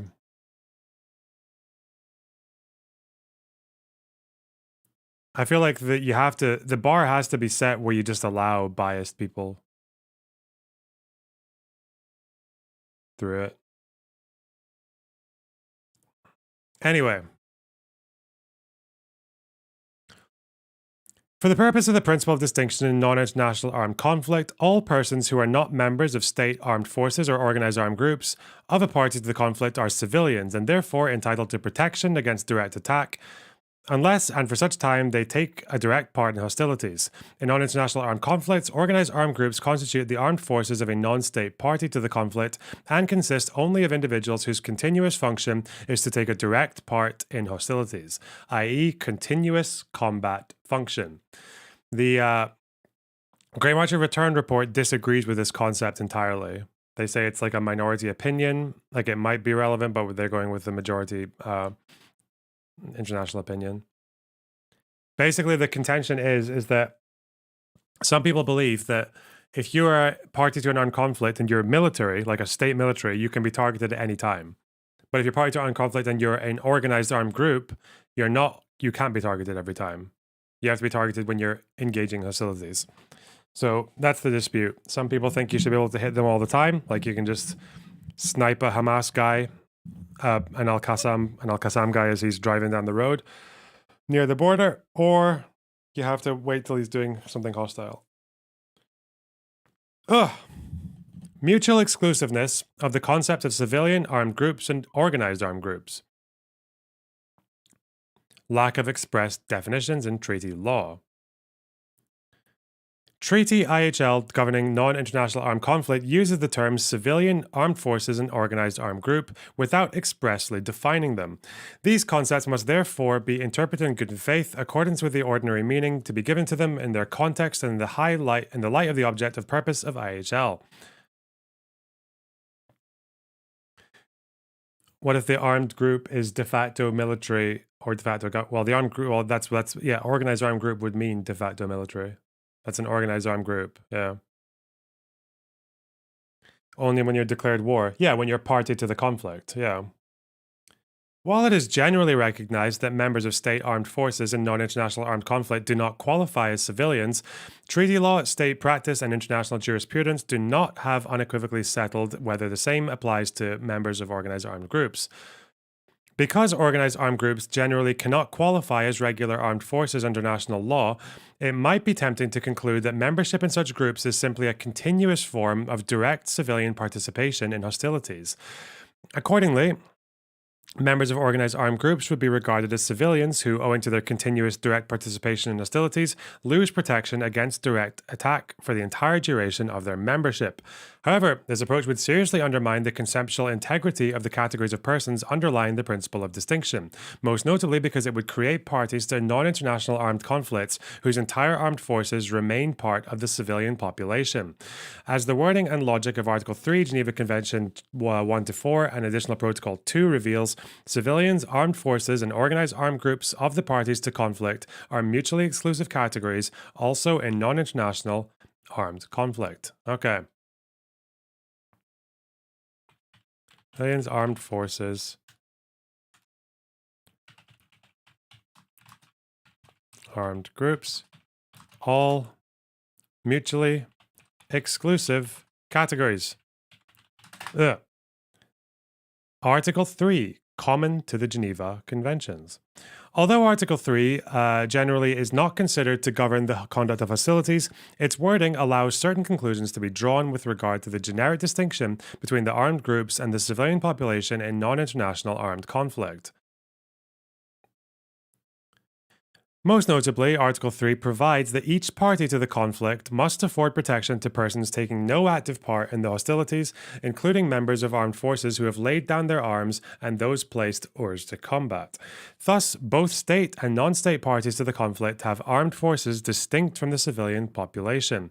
This passage also makes clear that members of such armed forces, in contrast to other persons, are considered as taking no active part in the hostilities only once they have disengaged from their fighting function, have laid down their arms, or are placed hors de combat. Mere suspension of combat is insufficient. Okay.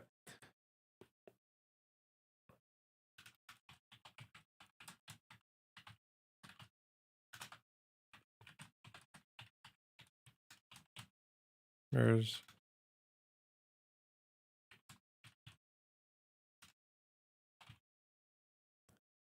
all right. Article 3 thus implies a concept of civilian comprising those individuals who do not bear arms on behalf of a party to the conflict. Let's go here. Hang on.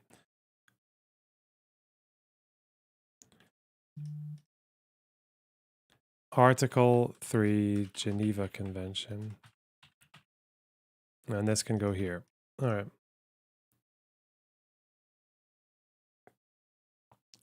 Additional Protocol 2.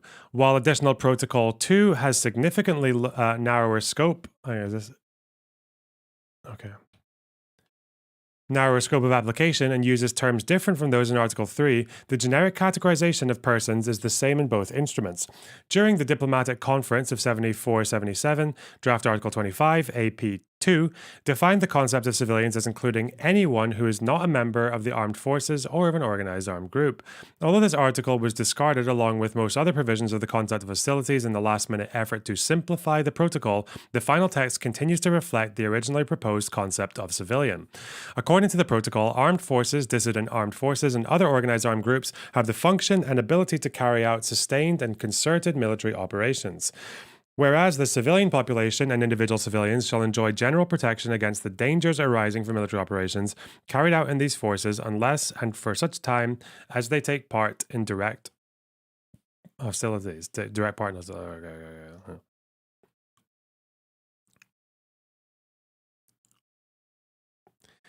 reconciliation of terminology. An additional protocol 2, in addition, okay. The term armed forces is restricted to state armed forces, whereas the armed forces of non state parties are referred to as dissident armed forces or other organized armed groups. The notion of armed forces in Article 3, on the other hand, includes all three categories juxtaposed in Article 1, namely state armed forces, dissident armed forces, and other organized armed groups. Thus, similar to situations of international armed conflict, the concept of civilian in international armed conflict is non-international, is negatively delimited by the definition of armed forces. Or, expressed in the terminology of Additional Protocol 2, the state armed forces, dissident armed forces, and other organized armed groups. For the purposes of this interpretive guidance, the armed forces of states party to a non-international armed conflict are referred to as state armed forces, whereas armed forces of non-state parties are described as organized armed groups. Where not stated otherwise, the concept of organized armed group includes both dissident armed forces and other organized armed groups. Felt militant might delete later. Wow. Well done, chat. State armed forces. Basic concept. There is no reason to assume that states party to both additional protocols desire distinct definitions of state armed forces in situations of international and non-international armed conflict. According to the Travaux Préparatoires, kill yourself. For Additional Protocol 2, the concept of armed forces of a high contracting party in Article 1 was intended to be broad enough to include armed actors who do not necessarily qualify as armed forces under domestic law, as such as members of the National Guard, Customs, or Police forces, provided that they do in fact assume the function of armed forces. Thus, comparable to the concept of armed forces in Protocol 1, state armed forces under Additional Protocol 2 include both the regular armed forces and other armed groups or units organized under a command responsible to the state.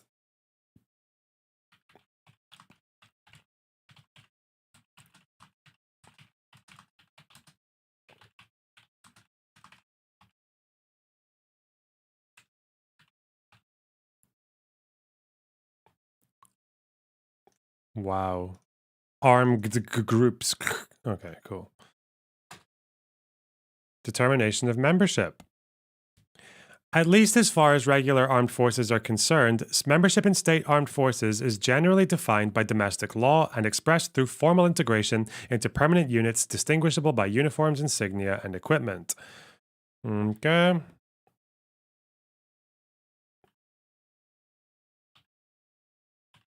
By law and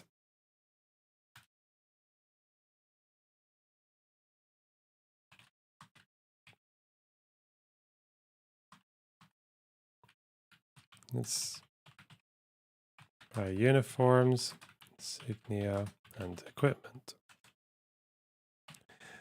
The same applies where armed units of police, border guard, or similar uniformed forces are incorporated into the armed forces. Members of regularly constituted forces are not civilians regardless of their individual conduct or of the function they assume within the armed forces. For the purposes of the principle of distinction, membership in regular state armed forces ceases and civilian protection is restored. When a member disengages from active duty and reintegrates into civilian life, whether due to full discharge from duty or as a deactivated reservist. Okay. Civilian protection restored when a member is either fully discharged or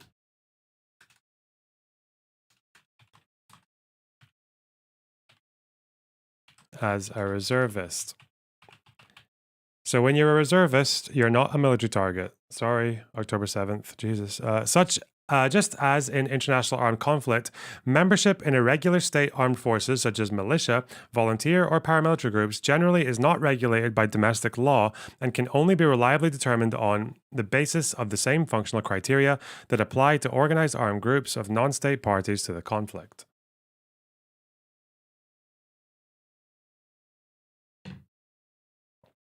Okay.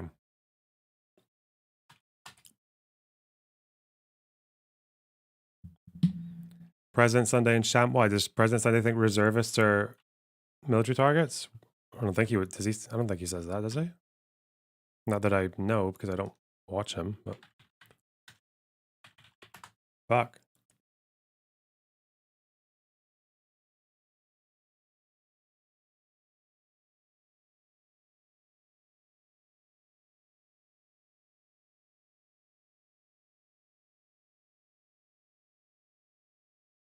Mm-hmm.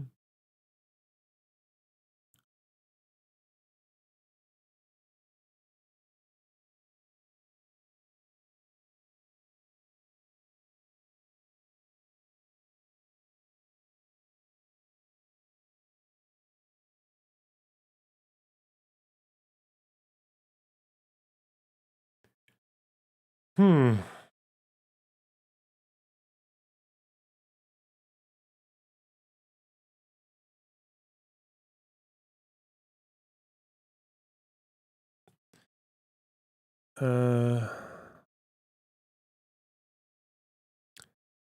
Determination of membership. Oh yeah, we just did that, didn't we? Just as in international armed conflict, membership in irregular state armed forces, such as a militia, volunteer, or paramilitary groups, generally is not regulated by domestic law and can only be reliably determined on the basis of the same functional criteria that apply to organized armed groups. Okay. Whatever. Not dealing with that right now. Organized. We're not learning about the laws surrounding the Irgun today. Fuck!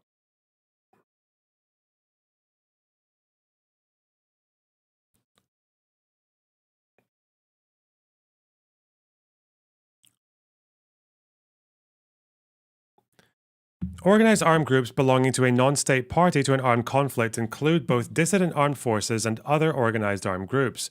Dissident armed forces essentially constitute part of a state's armed forces that have turned against the government.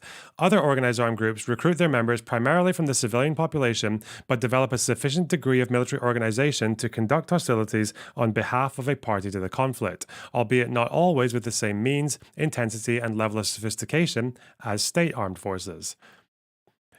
In both cases, it is crucial for the protection of the civilian population to distinguish a non-state party to a conflict, insurgency, rebellion, or secessionist movement from its armed forces, i.e. an organized armed group. Oh yeah, this is why when people say that Hamas does like guerrilla tactics, that's not really right, because I think organized armed groups are not guerrilla warfare like parties. They're different things. Which is why people try to use it as an excuse for them hiding in fucking civilian houses and shit. As with state parties to armed conflicts, non-state parties comprise both fighting forces and supportive segments of the civilian population, such as political and humanitarian wings. Put that in.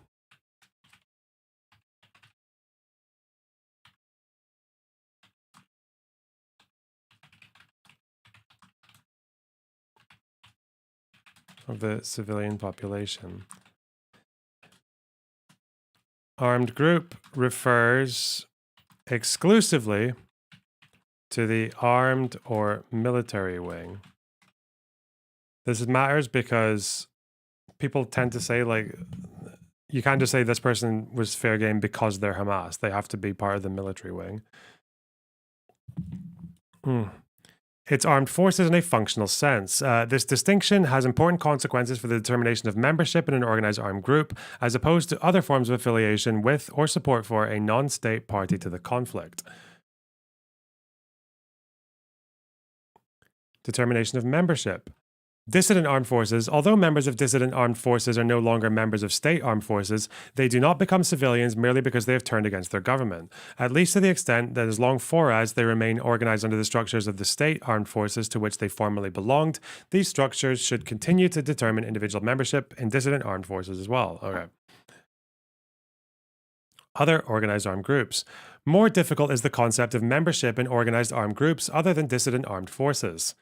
Membership in these irregularly constituted groups has no basis in domestic law. It is rarely formalized through an act of integration other than taking up certain function for the group and is not consistently expressed through uniforms, fixed distinctive signs, or identification cards. In view of the wide variety of cultural, political, and military contexts in which organized armed groups operate, there may be various degrees of affiliation with such armed groups do not necessarily amount to membership within the meaning of IHL. In one case, affiliation may turn on individual choice, in another on involuntary recruitment, and in another, yet more traditional notions of clan or family. In practice, the informal and clandestine structures of most organized armed groups and the elastic nature of membership render it particularly difficult to distinguish between a non-state party to the conflict and its armed forces. Okay.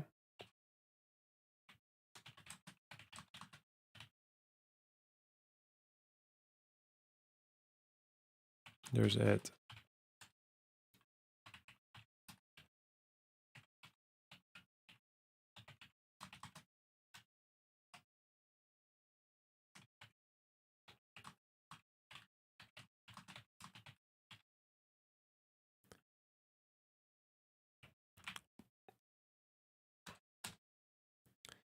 As has been shown above, in IHL governing non-international armed conflict, the concept of organized armed forces armed group refers to non-state armed forces in a strictly functional sense. For the practical purposes of the principle of distinction, therefore, membership in such groups cannot depend on abstract affiliation, family ties, or other criteria prone to error, arbitrariness, or abuse. Okay?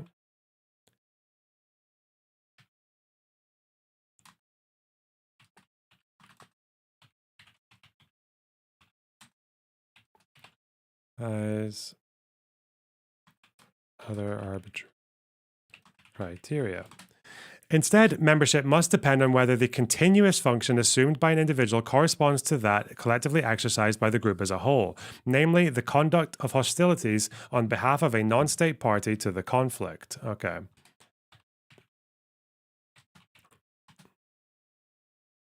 Membership must depend on the continuous function of an individual corresponding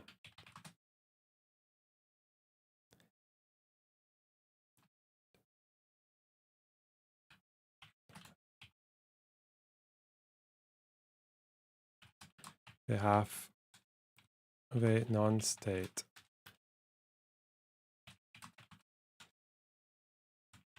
So in this case, yeah, it doesn't, like, the point is, it doesn't actually matter. Although you can say in the March of Return on that May 14th, Hamas claimed 50 people, 25 of whom seem to have been affiliates. Doesn't matter. Just matters what they were doing. You can maybe make the argument subjectively that them being affiliates and in those numbers suggests that they were the ones leading the charge and therefore direct participating in hostilities. But yeah, that's the argument that matters. Not like them just being affiliates on their own doesn't really support the case at all. Consequently, under IHL, the decisive criterion for individual membership in an organized armed group is whether a person assumes a continuous function for the group involving his or her direct participation in hostilities. Continuous combat function. Let's do this. Separate thing now. Continuous combat.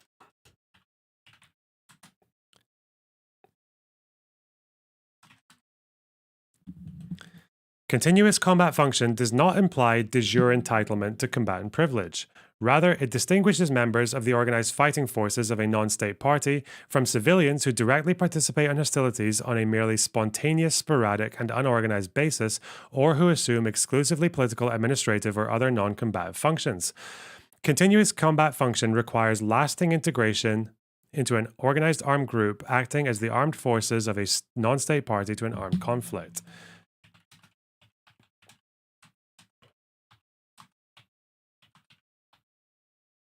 Of a non-state party to an armed conflict. Thus, individuals whose continuous function involves the preparation, execution, or command of acts or operations amounting to direct participation in hostilities are assuming a continuous combat function. An individual recruited, trained, and equipped by such a group but to continuously and directly participate in hostilities on its behalf can be considered to assume a continuous combat function even before he or she first carries out a hostile act. If trained recruit, oh, this is important. Trained, equipped to take part in hostilities.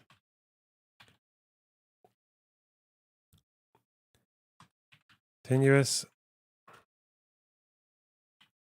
combat function can be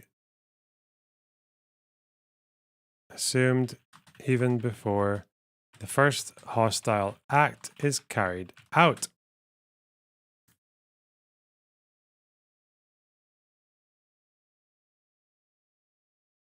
So you can still engage in hostilities without having continuous combat function. But continuous combat function, this is implying that you're targetable basically at any time. Which is why some people don't like it. Ugh. The case must be distinguished from persons comparable to reservists who, after a period of basic training or active membership, leave the armed group and reintegrate into civilian life. Such reservists are civilians until and for such time as they are called back to active duty. And this is the thing again, is it seems to be when I've been reading about a lot of these Al-Qassam fighters, it seems to be that they are always doing both. That they might get a job in the police, but they're also launching rockets, or they get a job in the police, but they're also scouting the border, or they get a job in the fucking security apparatus, but they're also building weapons, like an explosives, so, or digging tunnels.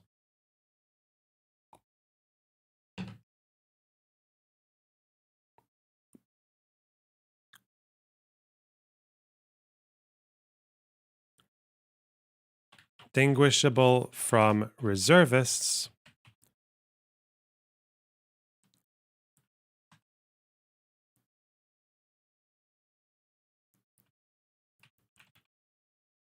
civilian life after basic training or active membership. That's important as well.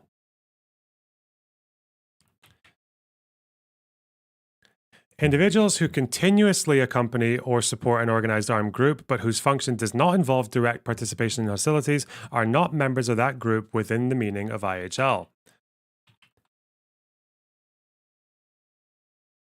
Supporters or people who accompany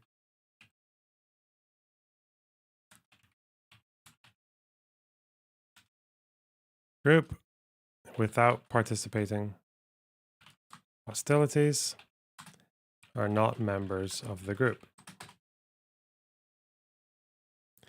Instead, they remain civilians, assuming support functions similar to private contractors and civilian employees accompanying state armed forces.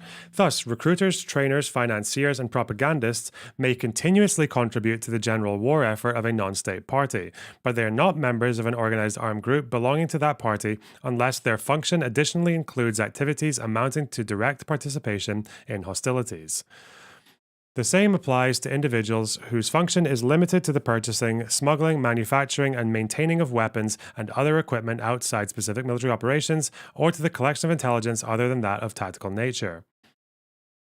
Although such persons may accompany organized armed groups and provide substantial support to a party to the conflict, they do not assume continuous combat function and, for the purposes of the principle of distinction, cannot be regarded as members of an organized armed group. As civilians, they benefit from protection against direct attack unless and for such time they directly participate in hostilities, even though their activities or location may increase their exposure to incidental death or injury. How many one-offs until it becomes lasting integration? Don't know. That might actually appear in this document. Who knows?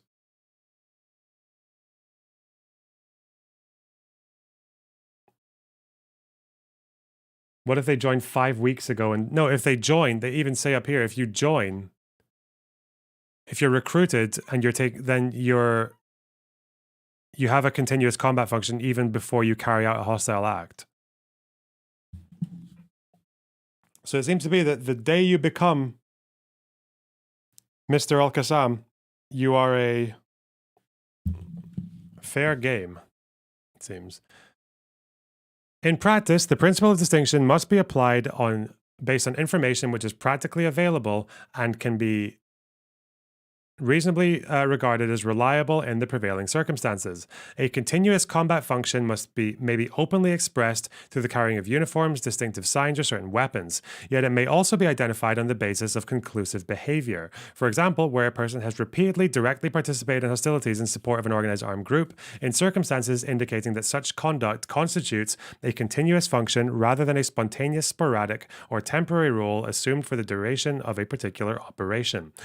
Whatever criteria are applied in implementing the principle of distinction in particular contexts, they must allow to reliably distinguish members of the armed forces of a non-state party to the conflict from civilians who do not directly participate in hostilities or who do so on a merely spontaneous, sporadic, or unorganized basis.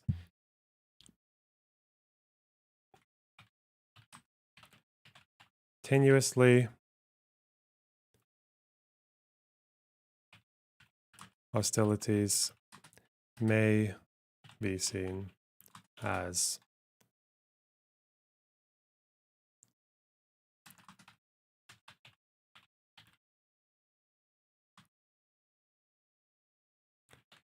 but not if their participation is spontaneous and sporadic. As will be shown, that determination remains subject to all feasible precautions and to the presumption of protection in case of doubt. Okay.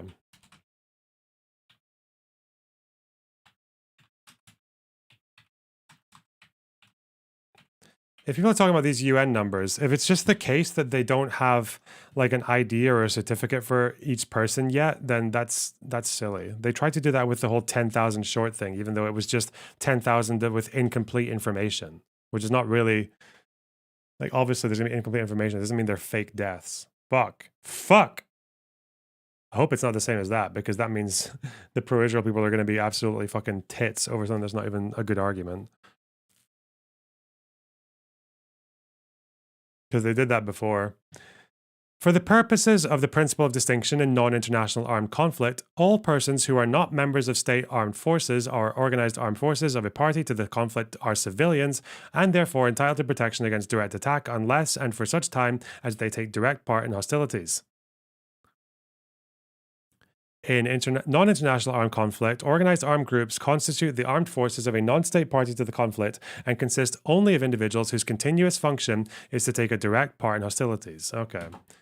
Whatever, bro. Interesting.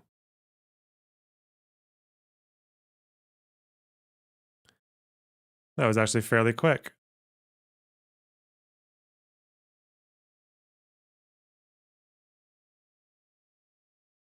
What else is there in this document that I might care about?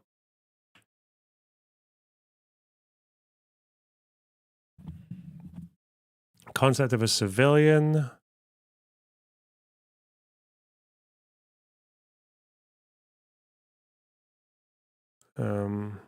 We've got participation in hostilities. We did all of that, didn't we? Yeah. Loss of protection. Temporal scope. Oh god, that might all be good. Fuck. Regaining civilian protection. This is a meaty 15 pages. But also, I want to go gym. Fuck you guys. I don't... Back when... At least I can now at 8:45 when the sky is still blue. Ish. Scottish weather, eh? We love it. Oh, leave then. Wow, fuck you. God.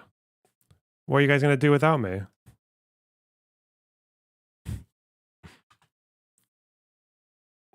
Bridges podcast. Yeah, you could do that. Smugbug watching, talking about Russell Brand. Can you post that doc in a channel? Yeah, I'll buy the fucking Obsidian extension that lets you put stuff online. I'll do that next. I have to. No choice. I might come back this evening. Who knows? Because I want to keep talking about this stuff. Or I want to just finish this research and then These two projects, like looking at the fucking Hamas website and reverse image searching Israeli intelligence to find other people from different groups, like fuck me. That is never happening again. What a waste of time. I mean, it's not a waste of time. It's quite exciting actually, but okay. But I can't do this by myself. I feel like it just overwhelmed my brain too much, and understanding all the legal stuff at the same time. Oh God. Still, though, we made a few revelations today, and it looks like we're going to get all the cast-led casualties archived. I should maybe do the Great March of Return as well. Did you learn something new today? Yeah, of course I did. We learned about the thresholds for participation in hostilities.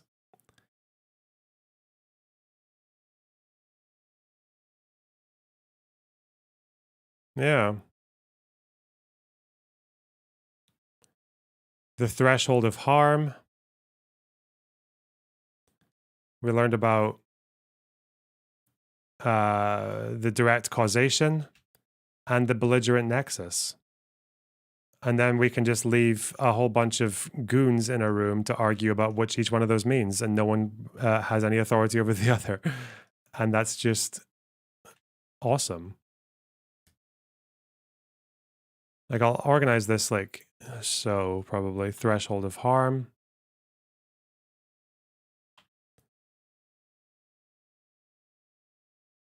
Because these are the three things that matter. Because this is the question you have to ask about not just the March of Return, but anything, is were the people who were fucking treated as participating in hostilities, were they potentially inflicting death, injury, destruction on persons or objects protected against direct attack? Then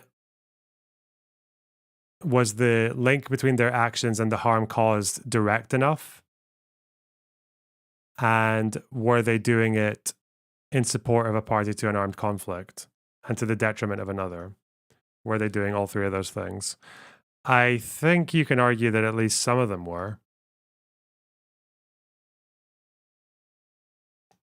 Because there was a notable number of combatants there, and because they were having a very close spatial and temporal connection to the damage being caused.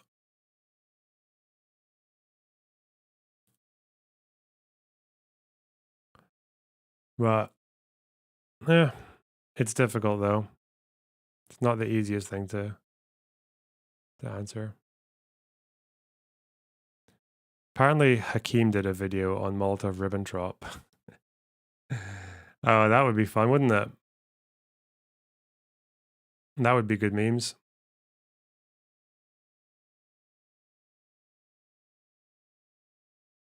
It's very bad. Does it have like information that I wouldn't be aware of if you've heard me talk about it before? Like, I know about secret protocols. I know about the big switch. I know about the joint military parade. I know about the fucking Munich comparison, which is silly. The supply of materials, especially oil, I think was one of them. The fact that neither side actually expected the pact to last for 10 years. Yeah, maybe we'll do that. I've been interested in doing research on MR. The Protocols of the Elders of Moscow. Lucy went over it. Ah, interesting. She's knowledgeable. Okay. Go fucking raid Smugbug, you guys. I might come back tonight to finish off this IHL process. And then we'll become informed citizens. Okay? And then we might start debating people. Who knows?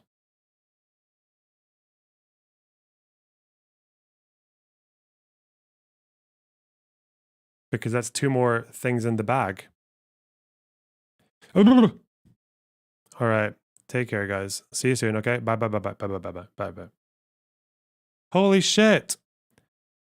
Trinarandi, thanks for the 5 subs again. That's so generous of you. The fuck? Making it all worth my while, eh? For a 3-hour stream. All right, take you soon. Bye-bye. No, see you soon. Take care. Bye. God. Fuck. Bye.